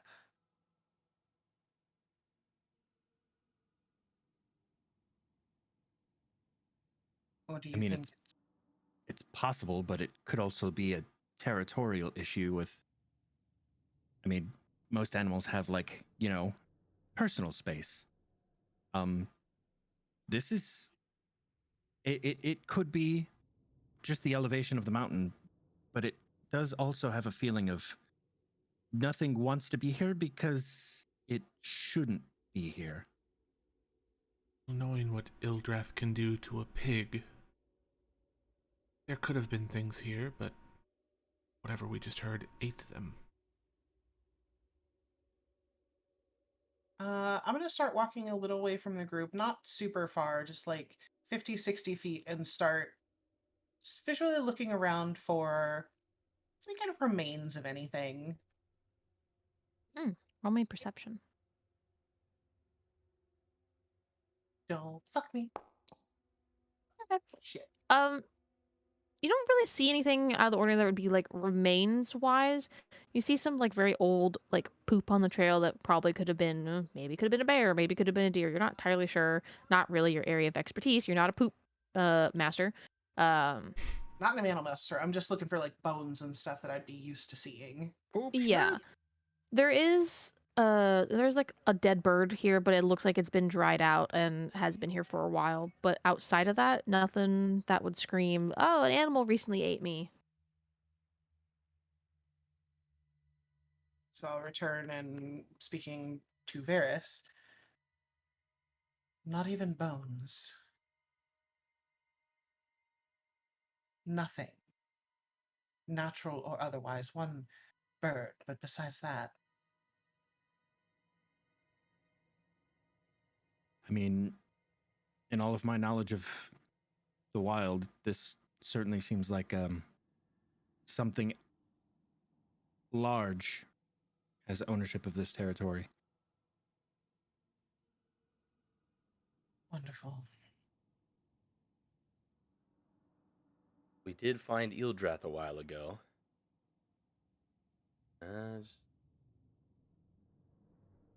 The thing that I'm concerned about is it could be Eeldrath, but much bigger. Maybe even the one that gave birth to him. He was by himself. He was the smallest of the group, he said.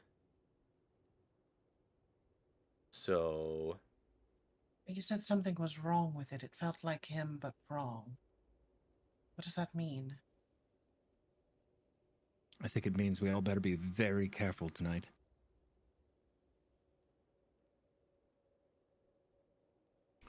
I think it definitely means don't let the elves. What is that supposed to mean, Atrix? Trix would say jokingly, he wouldn't be in serious. Just a joke, Varys. Well meant. One of these days, Varys and I might actually conspire against you. We'll make sure to take watch then. I did joke last night that we should summon the elementals and bring the rocks down on us all. I thought that sounded too mundane for us at this point.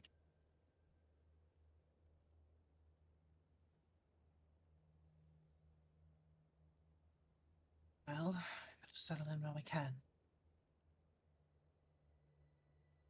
So, who is going to be sleeping where tonight? And are we switching up watch orders at all?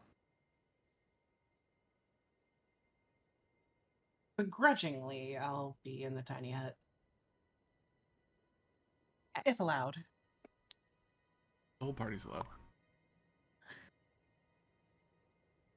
Okay, okay, okay. Atrix, can we all fit in there at the same time? Be tight, but we can all fit in there. I only ask because, well, hearing that sound, I think after dinner maybe it's best that we put the fires out and everybody just stay inside tonight. Yes, We don't want to do that. give any sort of signal that something living is here. Yeah, we I can. don't think our horses can enter, though. The horses may not fit, but Well, I pray they don't make a disturbance in the night. Let's hope we wake up to still having horses tomorrow. Well, I have a Kulog, I feeling think if- we're still going to take watches, just everybody from inside Atrix's abode. I have a feeling if that were to become an issue, we'd all be woken up before the horses were entirely gone. Indeed.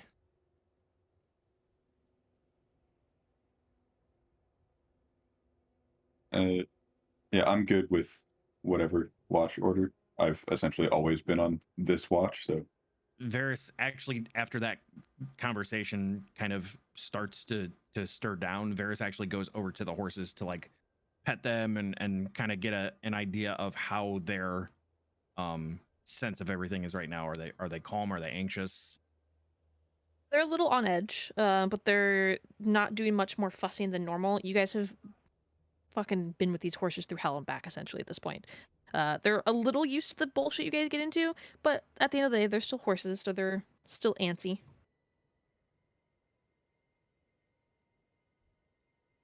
Husel's horse is the only one that seems kind of okay. Let's get a fucking war horse. Yeah.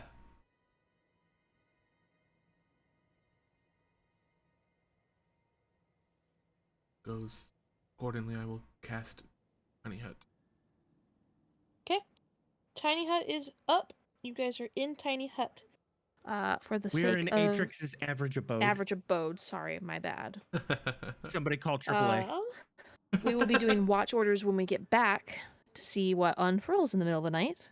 But for God. now, that is where we're going to end it. Yay! We're all Oh, about to jam. die to a I- dragon. I still can't believe it was boom, roll initiative, banish. Okay, well, that's combat. Yeah. That was fucking epic. It was longer than the fight in Calamity when. No, I can't say that. I don't want spoilers for people that haven't watched it. Spoilers! But the people that have watched it, no. Are you talking about the infinite 1 second? Yes. No, I'm Yeah. not talking about the infinite 1 second. I'm talking about Oh. the first fight, or episode 2, I think, with Okay. Laren and Portia. Fireball. Yeah. well, Oh yeah. Sketch has Mhm. places he has to go Yeah, yeah, because he's a Yep. real life adult. So Yep. Sketch, thanks for being here. Bye, Bye, Sketch, guys. love Thanks for you. this Bye, session. love It was you. Bye, awesome. Scotch, love you. Bye, everybody in Bye. chat. We'll see you next time. Tell your neighbors Thanks, I said chat. hello. Sure will. Bye. Let me check our schedule really quick. I think we have it posted up. As far as I'm aware, we are not playing next week, but we will come back on the 20th, as far as I'm aware so far. And Uh, then 27th we doing- won't be playing. Are we doing tomorrow or the 14th for TOA? I think we're doing tomorrow. We never fully specified. Do we want to do it on the 14th since it would be an off week for the Saturday?